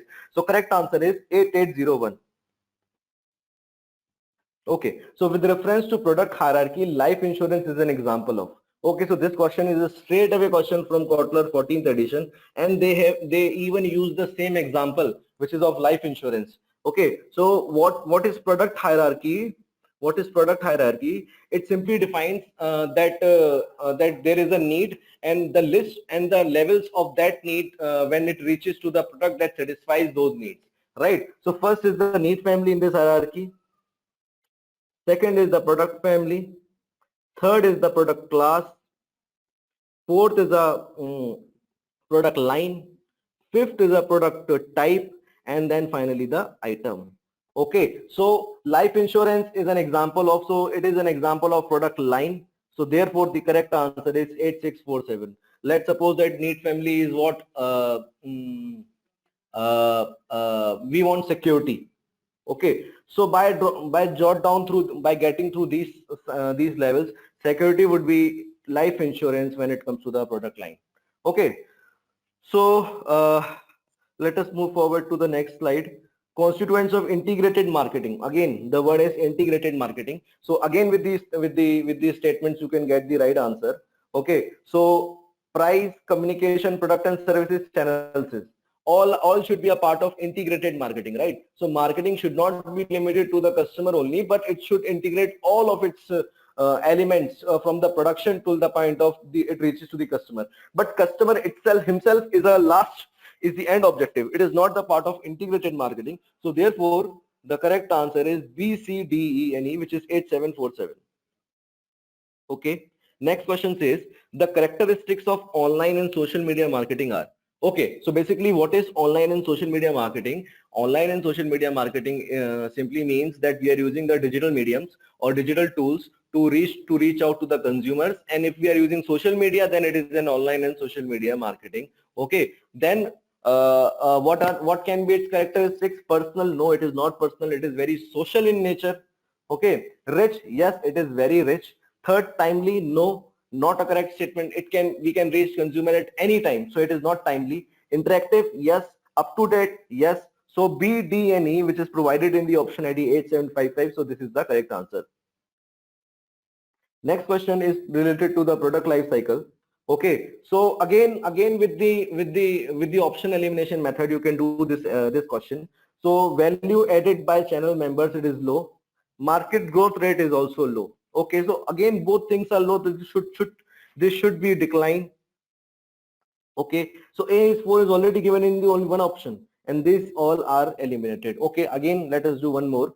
If you see option D, value added by channel member is high, market growth rate is also high. Okay, so both are high, so this must be a growth state. So D should be 2. Again we are matching with the fact, and B is 1 and C is 3. Okay, with the same logic. So correct answer is option ID 8811. Okay, so next question is arrange the steps of market segmentation process in the proper sequence. So this is a direct question, okay, of what are the steps of market segmentation process, and we all are aware of that. First is the need-based segmentation. Okay, second is the segment identification, third is the segment attractiveness, fourth is the segment profitability and positioning, and fifth is the segment asset test. Okay, so what is segment asset test? So segment asset test is actually testing our segment that we have that did we actually do the right segmentation. Okay, so this is what segment asset test is all about. So the correct option ID is 8849, which is CEBDA. Next question is statement 1, the aim of marketing is to make selling superfluous. Okay, so this is a direct statement quoted by Peter Drucker, marketing group. Okay, so this must be correct. Statement 2 is marketing should result in a customer who is ready to buy. Yes, that is the basic difference between what is marketing and what is selling. We are enabling customers to we are actually subconsciously pursuing the consumers to aware of the fact that this product is actually very necessary for you. Okay, so marketing should result in a customer who is ready to buy. Okay, so both the statements are correct, which is 8869. Next question. Which one of the following vehicles is used when traffic building is the consumer promotion objective? So what is traffic building? Traffic building is nothing that it is a promotional objective that we are inviting, we want consumers to reach out to our stores or any outlet that we have. So this exercise is called traffic building. Now catalog offers, yes. Okay, coupons, discount sales, again all are very good, but we have to find the most appropriate answer. And if we are organizing a special event, okay, like that there is a huge event, we are inviting some celebrity to my new mall. So this is a special event. Okay, it is the very most appropriate promotional through this method I can build my traffic too much. Okay, so therefore the most appropriate answer is 8638. So next question is, which one of the following statements are the advantages of decision support system? So decision support system is actually our interactive software based system through which we can collect data and we can find out the relevant information through which we can take the decision. Okay, so what are the advantages? Again, it is a very direct question. Difficulty in quantifying all the data? No, this is not the advantage. Generates new evidence in a support of a decision? Yes, this is the objective of what decision support system. System design failure? No. Unaware of assumptions? No. So correct option ID is 8630. So let's start with the first question. The first question is saying, arrange the following steps in a logical sequence of the claim settlement procedure in the insurance. So in any settlement procedure, first we have to give the notice for the claim. Okay. So in this process, the claim settlement procedure in the insurance, we have to give the notice why we are claiming our insurance amount. Okay. Okay, so first step will be the notice of the loss. The second step, you have to fill the claim form in which you have to give all the records related, like you are getting a bike accidental insurance claim. So you have to give details about your bike RC and other details. So second will be you have to fill the claim form and give all your details. Okay. Then third step is the scrutinization process. This process, it is done by the insurance company. What is scrutinization mean is detailed check. The insurance company, they'll have a detailed check of your application form, whether you are saying whether you are filling correct application or not, your details given by you are correct or not, right? And then fourth step will be the investigation.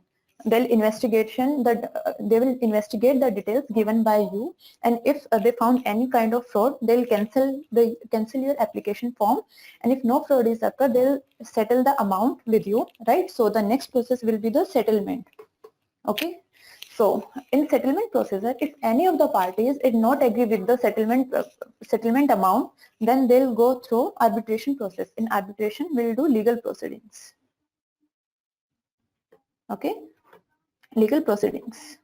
So the correct option, see, by guessing that, okay, D will be on the first priority, so option D. Here D is on the first priority, so you can directly save your time by directly clicking this option. Okay, so move to the next question. It's the match the column. It's the first option A is saying a role of the commercial bank. Okay, so what commercial banks are doing? Commercial bank providing financial and non-financial services to the customer. So basically they are helping the consumers. They are helping the customers. So this is directly related to this. So we can check in the option.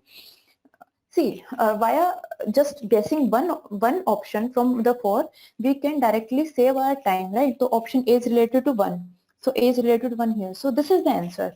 Now maybe it's not necessary. Then in exam you can directly find A is 1. Maybe here also you get A is equal to 1. So you have to, in that case you have to check with other option. So check with NBFCs. NBFCs are non-banking financial institutions. They'll provide you leasing activities, hire and purchase activities. So yes, here is the hire and purchase. Okay, next go with non-depository institutions. As the name defines itself, non-depository institutions, they are not taking your deposit. Here they will invest in your mutual funds, your capital market, right? So it's the mutual fund. So next go with depository institutions. What are depository institutions? See, many people got confused with commercial banks and depository institutions. Here also people deposit money. Here also we deposit money. So the difference here is that in commercial banks, basically banks are owned by the shareholders who may or may not have their deposit in the banks, right? But in depository institutions, the people come with their own money and they are the owners, and then they give it to the third party. So they are the owners and they are the depositors, right? So basically what we can say that depository institutions are mutual saving banks. So yeah, we know first is the correct answer. Move to the next slide. Which one of the following statement is false regarding the transactions of internet banking? As we know, internet banking is basically online banking. So yes, we can easily get banking in internet banking. We get the banking services at online platform, right? So yes, we can get a balance inquiry statement. Statement of account is for specific period. Yeah, we can easily get statement of our account, the account transactions done by us in a specific period. So we can easily get that from internet banking. So the next one is transfer of funds from one account to another. An account, definitely true. Next one is saying withdrawal of cash anywhere in India. No, it's a physical account. You can withdraw your amount by ATM. Via going to bank or post office, but you can do it by internet banking, right? So this is the incorrect one. So he's asking the false statement. So fourth one is the false statement. So move to the next question. Identify the components of a credit policy. So 1 second. Okay, identify the components of a credit policy. So what is credit policy? Basically, by a credit policy, you get idea about like whom to give credit, how to regain your amount back from the debtors, right? So, okay. So what are the components of a credit policy? First is the collection policy. Yes, collection policy is the component of credit policy, how to collect your money back from the debtors. So second is the factoring. What is factoring? Factoring is the Financial transaction, it is a type of debtor finance in which a business sell its account receivable. Business sell its account receivables to the third party at a discounted rate. Sell to the third party at discounted rates, right? So, of course, it is nowhere related to the credit policy, right? So, for third one is credit rating. Yes. Okay, credit. What is credit rating? Credit rating is provided. There are few agencies who give a rating to the companies based on their performance, right? How they are performing, and their profit analysis, and maybe their debt paying things. So this is not related to the credit policy. So the fourth one is credit analysis. What is credit analysis? Is checking the debt worthiness of a company. Is that company is able to pay its debt or not, right? So yes, it's related to the credit policy. Terms of sale. The terms of sale is basically it's like a contract between the two parties. One is who is getting loan and other who is giving the loan, right? One is taking the loan and other is giving the loan. So the terms of sale decided between the two parties. So yes, it's a part of credit policy. So first, fourth and third, these are the components of the credit policy, right? So the answer is okay. It given the components of the credit policy of a business A, D and E. A, D and E, the second is the correct answer. Move to the next slide. Which of following are the limitations in the creation of a credit of a commercial banks? So what can be the limitation in the creation of credit? Credit basically money, right? Money to give loans to other parties. So what are the limitations? Okay, the first option is saying is the amount of cash that commercial bank possesses. The amount of the cash that commercial bank have with themselves to give loan to other parties, right? So yes, it can be a limitation in creation of credit of commercial banks. And the RBI policies of like cash reserve ratio, CRR, statutory reserve ratio, and your bank rate, your repo rate, your reverse repo rate. This also affects the amount of cash that commercial bank possesses, and all these are controlled by the central bank, right? So supply of collateral security, definitely yes, the supply of collateral security available in the market. It also affects the creation of credit of the commercial banks. So the third one, the monetary policy of the central bank, yes, you know, and these are also the monetary comes under the monetary policy of the central bank. So allied deposit schemes, no, this is related to a particular scheme like allied like house allied deposit schemes, right? So here it is related to particularly to house only. So it can't be a part of it. So the next one is deposit linked with special benefits. Yes, the deposit linked with special benefits. It is like maybe, yeah, your old age pension schemes, old age benefit scheme possessed by the government. So it is not related with the creation of credit of commercial bank. It's just like benefit driven by some other official authority. So it is not part of the, it is not the limitation of the creation of credit by the commercial bank. So DNR, these are not the limitations, and first three are the limitations. So okay, so an option is C, D. Okay, it is given the option number 4. See, basically the question is wrong here. He has to mention what are not the limitations, right? So D and E, these are not the limitations that affect the creation of credit of commercial banks. Move to the next slide. Which of the following is incorrect about ways the RBI can affect the structure of the interest rates? Okay, see, if you see the options, the first one is changing the treasury bill rate in the first and the third one and in the fourth one. You will see that only these options, they are discussed about the interest rate and some rates, right? So you can directly eliminate the option, okay, that A, C and D, these are the correct one related to RBI, and the second and fifth one are incorrect. Now see how. By changing the treasury bill rate. Obviously the treasury bill rate is controlled by the RBI, and the treasury bill is the short-term loans taken by the government, right? And the interest rate is decided by the RBI. The second one is banding of leading and trading activities. This is similar. This is simply related to the leading, organizing, and trading activities. It is nowhere related to interest rate, so this can't be answer. By changing the bank rate, obviously yes, this is done by the central bank, the RBI. And then fourth one discussing about the fixing the maximum interest rate on time deposit. Yes, it is done by the RBI. And fifth one is ineffective tapping and mobilization of savings. See, here it discusses about mobilization of savings, transferring a saving from one account to another. It's just a transaction. So it is not related to the interest rate. So E is incorrect and B is incorrect. Okay. And he's asking, so C is the answer, right?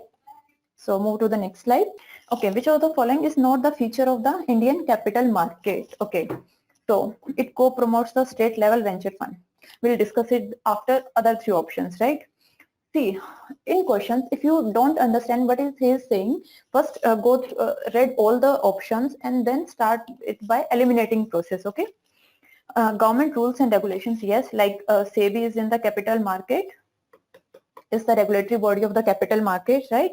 So yeah, here government rules and regulations are there. Link between savers and investment opportunities, yes. In capital market, we have link between our savers and investment opportunities, right? And then fourth one, it is utilizing the intermediaries. Here, this means brokers. In our capital market, we have various brokers via we do transactions like zero paisa. They charge your commissions. Some are taking commissions directly or some are taking commissions via your transactions when you invest in stock markets. And okay, obviously this is correct, this is correct, this is correct. So this is incorrect. Venture funds, they are nowhere related to the stock market, right? Nowhere related to the capital market. So move to the next slide. So it's saying in banking technology, star topology involves. So what is star topology? Basically, the nodes are connected to a central hub, right? And they are not connected directly with each other. So this is a star topology. Now let's go with the options. Devices are connected in a closed loop. No, closed loop like is this. This is a ring kind of thing. So you know, this is in the shape of ring, and this is known as the ring topology. So the second one is devices on the network are connected to a single continuous table. This is known as chain topology, single continuous table. And third one is each node is, so this is not the answer, this is not. Each node is joining to the central node by a separate medium, right? Yes, this is a star topology. As I told you, each node is connected to the central node via a separate medium, right? This is, so obviously it is correct, is also incorrect. Okay, so move to the next slide. Okay, here we have one paragraph. See, some paragraphs are like this. You can't directly relate the questions asked here related directly to the paragraph, directly to the comprehension. This is not your English comprehension, right? Where you can easily like get the answers in every paragraph. Okay, you have first you have to understand the paragraph thoroughly. After that you can after that you can analyze the questions what he want to say. And some questions, if you are not able to get answer from the paragraph, what you have to do is just eliminate the options. By elimination process, you can directly get your answers, okay? And from this paragraph, all the questions are based on analytical things, right? So these are, you have to do analysis. So I'm just giving you a gist of the question. So let's start. So basically paragraph is discussing about a developing nation where it says that industrial policy requires regular updation as the time demands to meet the growing needs of the industry. It also increased share in manufacturing sector because most of our GDP based on service sector, right? So it is saying that we have also increased our part in manufacturing sector too. For this, we require structural modification to meet the global market requirement. Therefore, it requires legal amendments, and India faces two challenges in that. The first one is export oriented, and second one is consumption oriented, right? So basically, if we consume more and more, we are unable to do export more, right? So these two things should be in a limited manner. So then next it is saying that people should invest, people should save, and people should also consume, right? So next, public sector banks required to build onto the capabilities and expertise and diligence method for credit appraisal of loans. Next, it is saying that, okay, NPA problem is everywhere, but okay, now come to the question. This is the gist of the paragraph. You can go through it. You'll understand. It is saying the problem is the problem related to the balance of payment issue? No. High fiscal deficit? Maybe. I'll tell you how. Low growth of GDP? No. The next is role of banking sector, maybe. As I mentioned that banking sector should build its capabilities and expertise, so it may be the answer, right? Now we have to eliminate from both. Okay, these two. We have to eliminate from these two. So, okay, we'll go about the high fiscal deficit. Why? See, how high fiscal deficit will create. If consumption is more, we are unable to export more, right? So basically, export will be lower than our import. So when import are higher and export are lower, then a deficit will create, right? If import are high and export are less, then deficit will be there. Okay. So yes, the second will be the correct answer. See, because both of the things are mentioned here, but the weightage is for this thing, fiscal deficit thing, because it's talking about export, it's talking about consumption. Okay. So move to the next slide. Which of the following is not a feature of the consumption economy? Okay, just go with the options. Increasing population with increasing consumption, very true. अगर population increase होएगी तो consumption भी बढ़ेगा, right? So second, okay, we'll discuss it after the fourth one.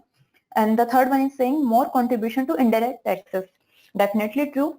If people consume more, definitely they are purchasing something from the market. So basically they are paying taxes indirectly to the shopkeeper who is paying it to the government, right? The fourth one is saying is the unsold goods create problems. Definitely, if goods are unsold means they are not consumed, right? So basically it also create a problem. So obviously this will incorrect, right? So move to the next slide. Okay. Which of the following set defines sustainable consumption and production? Okay. Sustainable means we are using products long lasting, using natural resources long lasting without harming our nature, right? Okay, so we'll study the first one, the use of services and related products which are the basic needs and bring a better quality of life. See, we are discussing the use of services. Services are used by us. So basically we are consuming the services, right? So this is related to the consumption. So this is, yes, this is correct. Minimizing the use of natural resources, as I told you. But sustainability is minimizing the use of natural resources so that we can use it for a longer period of life without harming the mother nature. So this is also correct. This is related to the sustainability. The third one is pertinent use of the services or product. No, we can't use services and products continuously, right? So this is incorrect. This word makes it incorrect. So next one is planned cities with a lower cost of production. Okay, here we're discussing about the cost of production. So third one is he is asking the production here, right? So this is the correct one. So A, B and D are correct. A, B and D is the correct option, right? So move to the next slide. The credit appraisal process by a bank not involve the evaluation if the borrower. Okay, what is credit appraisal? As I told you in earlier slides, credit appraisal is to check the worthiness of a debtor, whether he is able to pay his debt or not on time, right? So the bank ability of credit worthiness, is a process involves it? Yes, it is correct. Economic viability, yes, it is also correct. Via like how economically he is performing, whether he is able to pay his debt or not, right? Loan offtakes and paying ability to related companies, yeah, via checking that how he is paying to his related companies, we can check his credit worthiness, right? So this is also correct. Technical feasibility, how technically is performing. See, this is not related to our credit appraisal or credit policy, so this is incorrect. So but it's asking ki not involved in evaluation of credit process, so this is the answer, right? So okay, move to the next slide. Okay, the Indian banking sector requires the Indian banking sector requires that, okay, be more technological dependent. No, our banking sector can't perform well when it has only dependency on technological field, right? So it must have its manpower too, right? So technology and manpower, when both will work together, it will be run faster, right? So build more manpower in ICT, yes. Evaluate loan dispersals, no. Like by just having this, how can a sector perform well? So it is incorrect. Increase the frequency of change of the bank rate, no. By changing bank rate, then other banks, see, if RBI changes its bank rate continuously, then other banking also changes rate that affect the consumer also, right? So this is also incorrect. The second one is the correct answer. Okay, so next move to the slide. Okay, see, this is a paragraph again. So here you can easily relate your questions. One second. Here you can easily relate your questions from the paragraph. You can easily get access every question in the paragraph. So the thing is, the paragraph, it is very difficult. So there are 2-3 keywords which if you are unable to understand those keywords, you are unable to get the understanding of the paragraph. So what are those? They're like forbearance. You should know what forbearance, because the whole paragraph is revolving around the forbearance, right? So but what forbearance is? It is delaying in the repaying of loans by extended their time period every time. See, like for a firm, he is unable to pay his debt. So the bank increase its paying period for 1 month. Again, the bank extend his paying period for again 1 month, again and again. So maybe the bank has to pay back in March, but after extension, now it's December and still it's unable to pay his debt. So basically, what happened from this is bad debts increases, right? So after bad debts, wait, I'll make you understand by a simple thing. Okay, so okay, more and more extension, this leads to the bad debts. And here it's mentioning like as the bad debts created in 2007 and 2008 crisis. And this bad debts lead to the low investment. All right? And that low investment means there is low economic growth, right? So there should be low economic growth.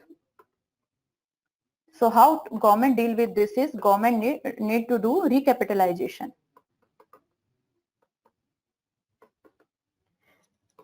And there should be regulatory forbearance process, right? You can't, it is not like you have taking it like a staple diet, it's like daily dose. It should be a forbearance.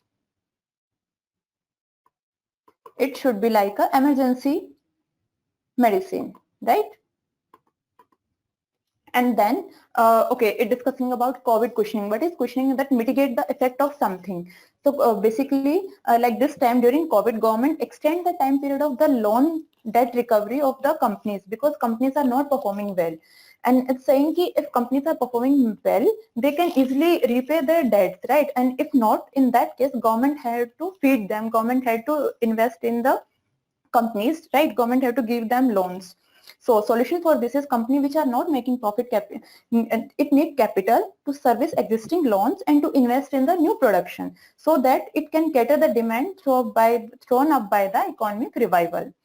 And the next is government has promised during COVID time that it would mobilize large volume of the capitals to invest in MSMEs, and this time is to walk the talk and to fulfill the promise of the to fulfill its promise, right? But what it has done to the companies, MSMEs. So let's move to the first question. See, this is basically the gist of the paragraph. Now we'll go with the questions. What should be the suitable title of the question? See, okay, I guess in starting, as I told you, the whole paragraph is revolve around the forbearance, the extended period, and because of that same problem crisis occurring 2007-8 and then COVID time too. So yes, the forbearance and corporate funding, this is the correct answer, right? 8901, yeah, this is the correct answer. So go with the next slide. Okay, assertion A is saying the government had promised, once again, the government had promised a fund of funds that would mobilize large volume of capital to invest in micro, small and MSMEs basically, right? So yes, this is the correct answer and you can correct this is from 5th paragraph, right? Here it's talking about the MSMEs and mobilize in micro, small enterprises. The companies would need a whole lot of capital to revise, to service existing loans and to invest in a new production to cater the demand. Yes, it is also correct. So both are correct. So option C, A and R are incorrect and R is the correct. You get both the things in paragraph 5. So see, from this paragraph, you can relate all the questions directly to the paragraph. You can all answers there. No need of strong analysis here, right? So statement 1 is saying forbearance of credit default. Sorry. Yeah, forbearance of credit default is a common phenomena in Indian banking system, The correct one you get is in the first paragraph only. And then he's saying global financial crisis influencing the quantum of bad loans in India. Correct. From first and second paragraph, you get both these answers, and both statements are correct, as I told you.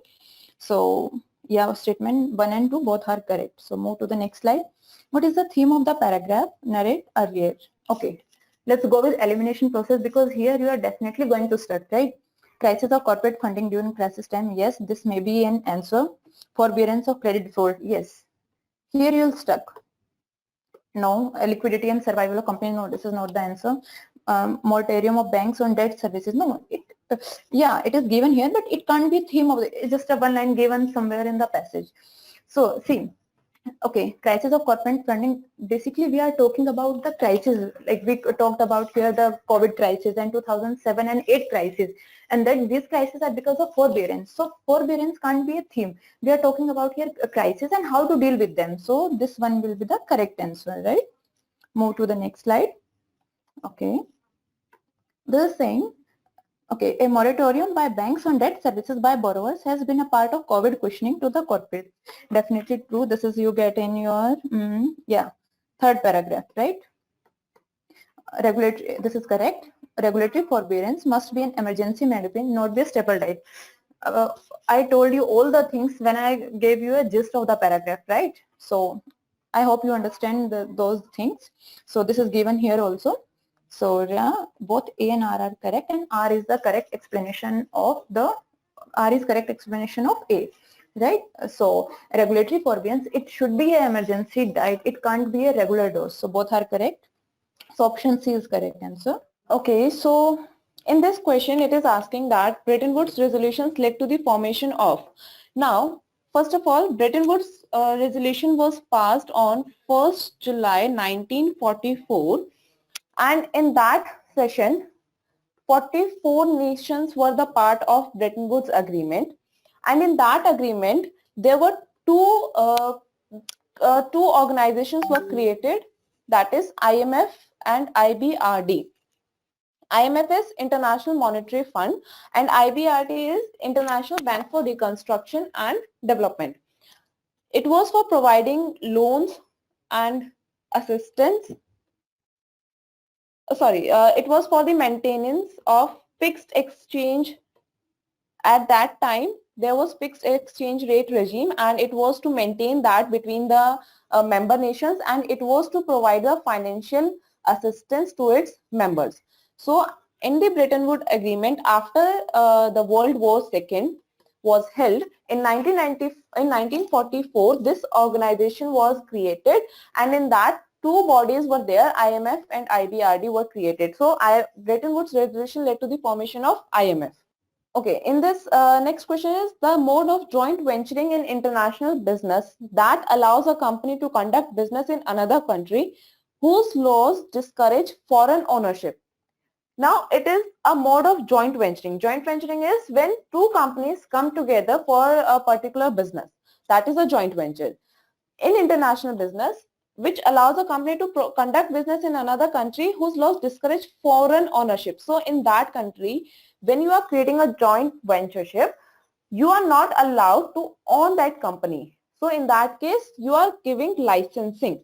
So that is a form of licensing in which you don't have ownership, but you give the license to another person to use your technical know-how or your knowledge and create the product that you own. Okay, so it is a type where you do not get ownership, but you give the right to use your products. In this one, it is basically you should remember the dates of when the organizations were created. So the Eastern Europe was collapsed in 1989 and USSR in 1991. So these two groups were there where the economy was collapsed so that they can move towards a democratic system and market-oriented economy. So that's why they were collapsed, and there was a emergence of transitory economies. Now, transitory economies were centrally planned economy where market was liberalized and there was stabilization, there was privatization. So basically this market-oriented economies was collapsed to form transitory economies. The resource-seeking FDI moves to a country where. So in this one, first, FDI have 4 motives. First one is resource seeking, second is market seeking, third is efficiency seeking, and this is last is strategic asset. So FDI have 3 motives. First is resource seeking. Resource seeking is when they move to a country so that they have cheaper resources, and by cheaper resources I mean that they want cheap raw material and labor. In market seeking, they want to tap new customers. When they see the potential that there are new customers in a country and they can sell their finished products to them, then they have the motive of market seeking. Efficiency seeking is when they want to have efficiency in production, distribution, and marketing strategies. So when they see that collaborating with a company, with a country where they have production, distribution, marketing efficiency, so they collaborate with that country so that they can also achieve that efficiency. And strategic asset is when a company is investing in another country's company for acquiring that asset, like for example for a brand, for specific human capital, that is in that country you have that human capital efficiency which you do not have in your country. So the resource seeking FDI is for cheaper raw material and labor. So it is where raw material and manpower are in abundance. So in this case the answer is this, third, where they can get raw material and manpower in abundance and at cheaper cost. In the next one, it is asking that the term current account transaction is defined as a transaction other than a capital account transaction and without prejudice to the generality of the foregoing such transaction includes. So it is basically asking which are the current account transactions. Now in balance of payment we have 2 types of transaction, current account and capital account. Capital account and current account, as the word suggests, capital and current. Capital are long term, so whenever these investments or transactions that are of long term nature, then they are included in capital account, and when they are short term nature, then they are included in current account. So as we can see in this one, overseas direct investments from India, these are long term, so you are investing, so and investments are always long term. Then payments due as interest on loans and as net income from investments, so you are receiving interest on loans for the investments, and these interest on loans are current account because you receive them monthly or quarterly or semi-annually, so that depends on the mode of transaction, but interest on loans are current account transactions. Remittances for living expenses of parents, spouse and children residing abroad. So when you are paying your parents or spouse some money, that is also your current account transaction. It is not of long-term nature, it is short-term nature. Borrowing or lending in foreign exchange and in Indian rupees. So when you are borrowing or lending in foreign exchange, so that is for long-term. So that's why only B and C are in the current account. So answer is C. In this one, we have to remember the dates on which these organizations or these conferences were held. So for the Bretton Woods conference, that was held in 1944. So this is first. GATT was established in 1948, and when after that GATT was replaced by WTO in 1995, and then multi-fiber agreement in 1974. So our correct answer is for A it is third, for B it is first, C fourth, and D second. So our answer is B. Now regional economic integration. Regional economic integration is we have to arrange the levels of economic integration. Now economic integration happens at different levels. So it is like when countries start integrating their economies, that is known as regional economic integration. And when the countries the countries first start with free trade area. Free trade area is when they allow to pass the capital, the human from each other's nation freely. That is free trade area, that people can trade from both the countries which are involved in the economic integration freely. The second is customs union. Customs union is created after the country has been involved in free trade area, and in customs union, the countries that are in that agreement allows the countries to have common external tariff.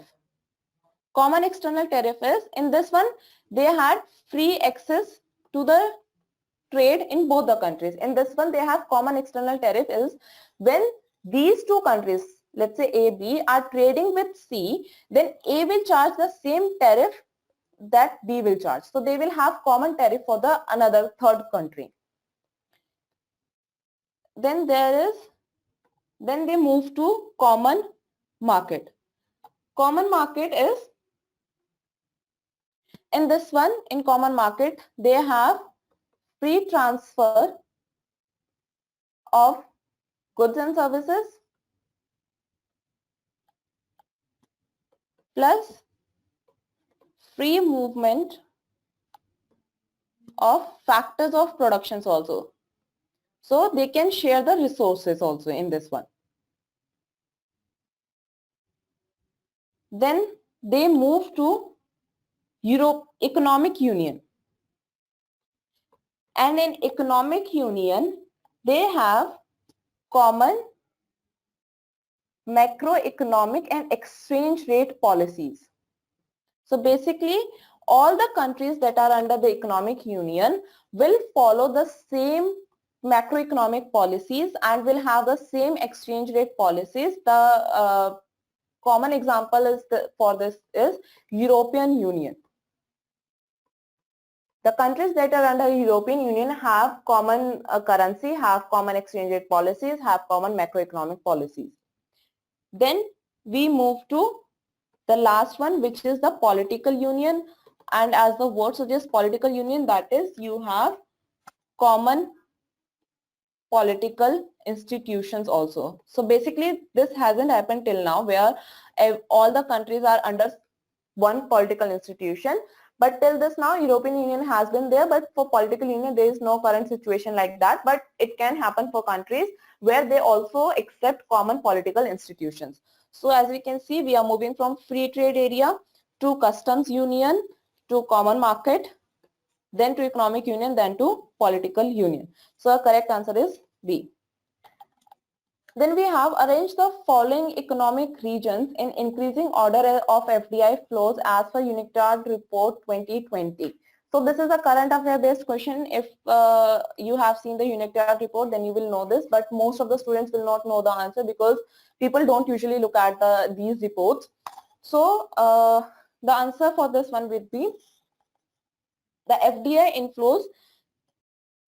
So the first one is, we have to arrange in increasing order. So first is Europe,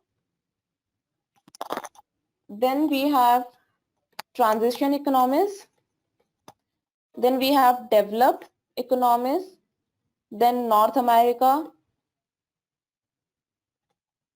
then developing.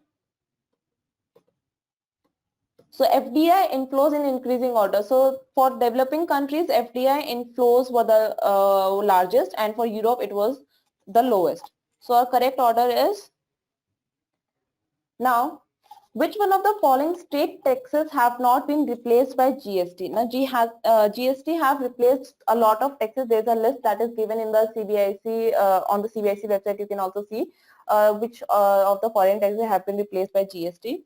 So GST has replaced the luxury tax, purchase tax, taxes on lotteries, betting and gambling, and these are for state taxes. GST has replaced state taxes as well as central taxes. Okay, so these luxury, purchase and taxes on lottery, betting and gambling are part of state taxes that have been replaced by GST. But this special additional duty of customs is a central tax that has been replaced by GST, but it is a central tax. So for this question, answer is this, because it is asking about the state taxes which have not been replaced by GST. Okay, in this one it is asking which one of the following is not true regarding input tax credit to avoid cascading effect. Cascading effect is when there is double input tax credit. So for that, first of all, we should know the rules that there are 4 types of GST. CGST, that is central GST, state GST, integrated GST, and union GST, UTGST, union territory GST. Okay, so integrated is the common GST, then central, state, and union territory. Now, how do we get the input tax credit for all these types of GST? So for integrated GST, we can claim the input tax credit for all the types of taxes, for CGST, for SGST, and for union territory GST also. But for all the separate taxes, the central, state, and union territory, we cannot claim input tax credit from IGST. We can claim input tax credit from IGST and for themselves only. So basically, if you want to cross the input tax credit of CGST for SGST, so you cannot interchange this. For if you want to claim input tax credit for the central GST to the state GST, it is not possible. You can only claim central GST input tax credit either for CGST only or for IGST. Only for these 2 options. Similarly, for SGST, it is available for SGST and IGST only. And similarly, for union territory, it is available for union and integrated only. Okay. So in this option, as we can see, input tax credit of CGST can be utilized for payment of CGST first and balance of payment of IGST on outward supply. So that is true because CGST is used for CGST first, then for IGST. And input tax credit of UTGST can be utilized for UTGST first and ITGST. That is also true. This is also true. And SGST can be utilized for SGST and for IGST. That is also true. So input tax credit of states or union territory can be utilized for CGST. So that is incorrect because we cannot use that for other sources. All right. Now, tax audit is compulsory in case a person is carrying on a business whose gross turnover receipts exceed. Now, in the case of tax audit, it is covered under section 44AP of PGBP Act, and it says that if a person is earning income from business, that is sales turnover from a business exceeds 1 crore, then he has to get a compulsory tax audit. And in the case of a profession, if gross receipts exceed 50 lakh, then in that case, the person has to get tax audit, compulsory tax audit. So in the case of business, if the receipts exceed 1 crore, then he has to get a tax audit. The due date of the first installment of advance tax paid by an assessee other than the company is. So for the advance tax, you can pay it in installments. So for the first installment, you have to pay 15% of the advance tax till 15th June. Okay. Second installment, you have to pay 45% minus the 15% that you have already paid till 15th September. For the third installment, that is you have to pay till 75% minus that you have already paid, and that you have to pay till 15th December. And the last is where you will complete your advance tax transaction minus your already paid, that you have already paid, and that you have to pay till 15th March. So this is your these are the installment rules that are given by the Income Tax Act. So it is asking first installment of advance tax, so it would be 15th June.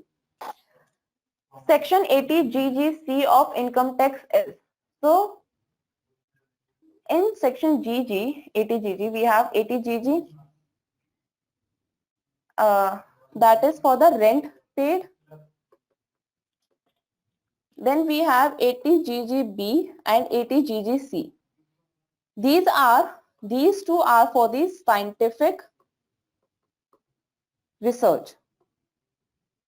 Okay, but the difference is, this one is when scientific research, when the contribution is given for scientific research by a company, and if it is given by a given to a political party, contribution for political party, then it is covered under section 80 GGC. Sorry, it is not for scientific research. Okay, so section 80 GGC of income tax is, so section 80 GGC, so there are three sections, 80 GG, GGB and GGC. 80 GG is for the rent paid that you have paid, 80 GGB and 80 GGC is for contribution to political parties. Okay, but in this case 80 GGB is if the contribution is made by a company, then it is covered under this section, but and if it is made by a person, if a person contributes to a political party, then it is covered under section 80 GGC. So that is the difference between these sections, that 80 GGB covers contribution by a company and 80 GGC covers contribution by a person. Then partial integration of agricultural with non-agricultural income is done in the case of. So partial integration is a benefit that is given so that because agricultural income is exempt according to the Income Tax Act and non-agricultural income is taxable.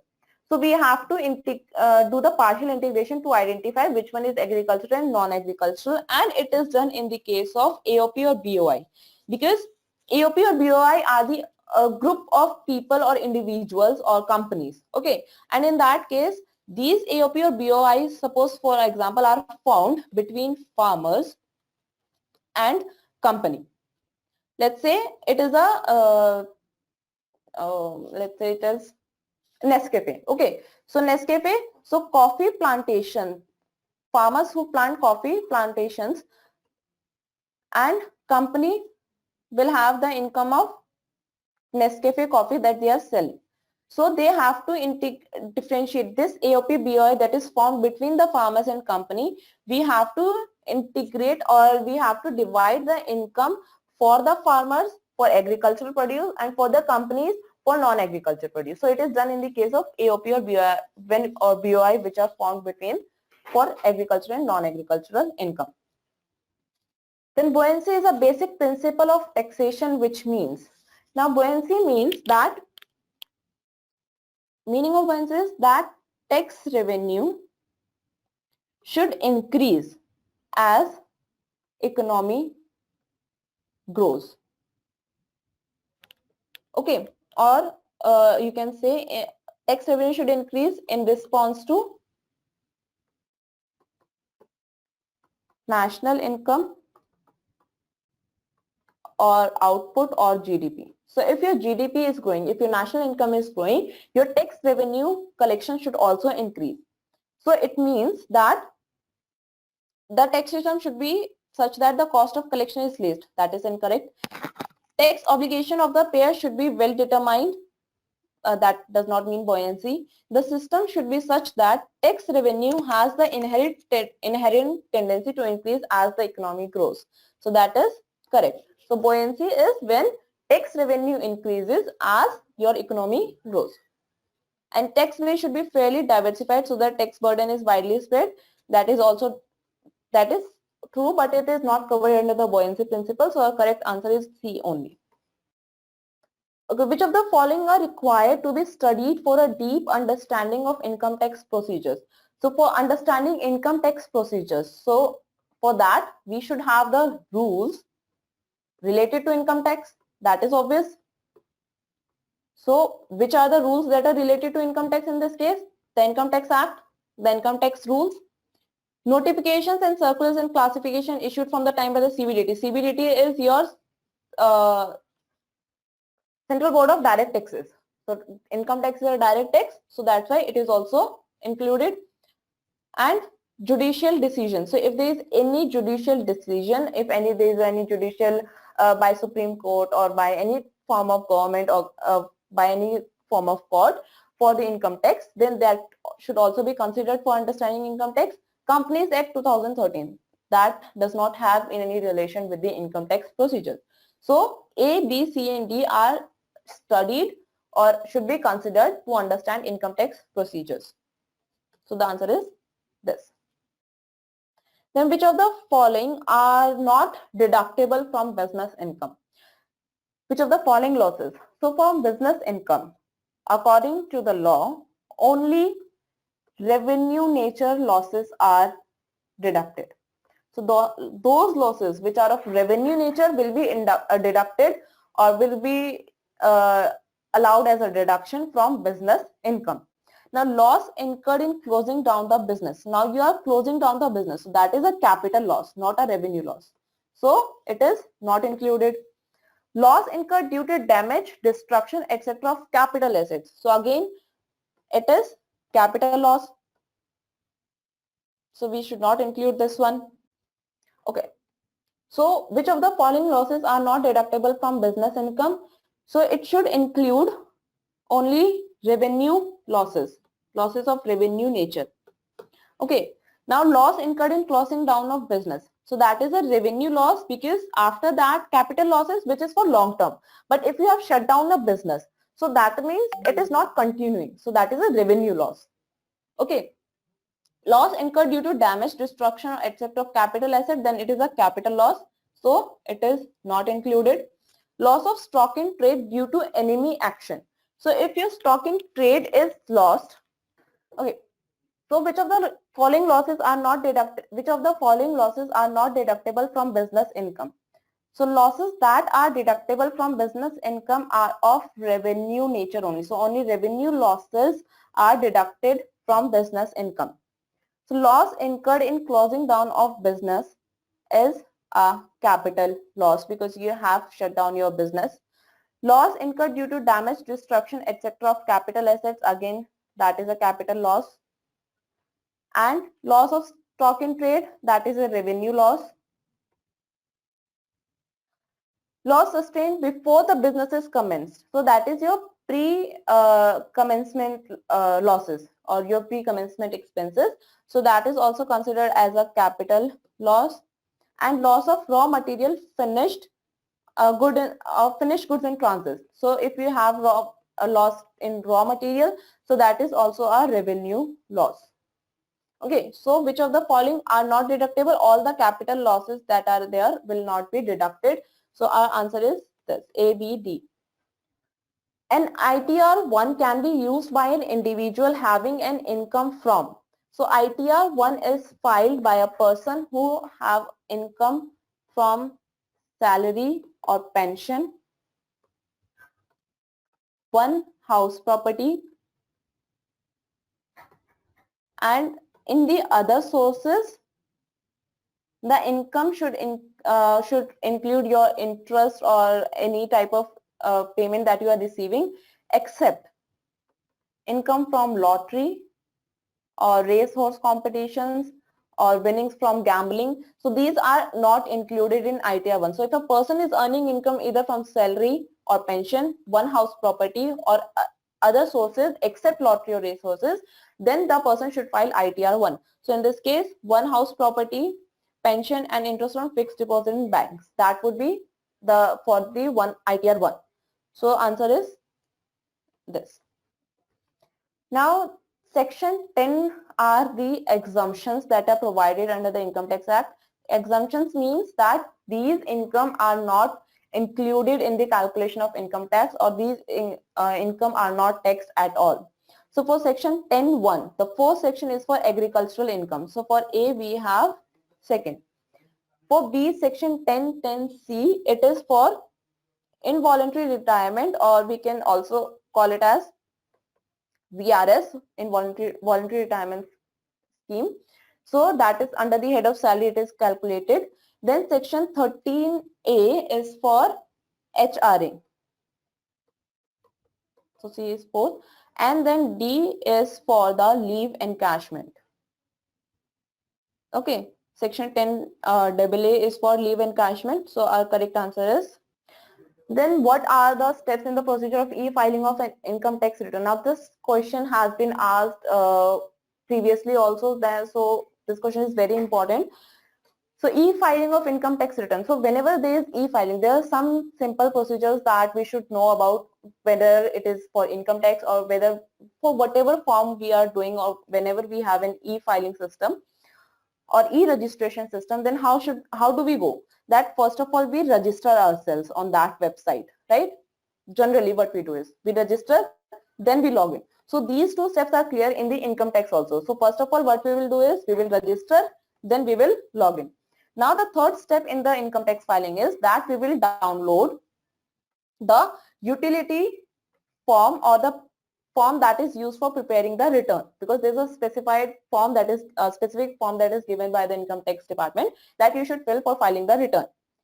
Then what we will do is we will e-file the return. We will submit our return.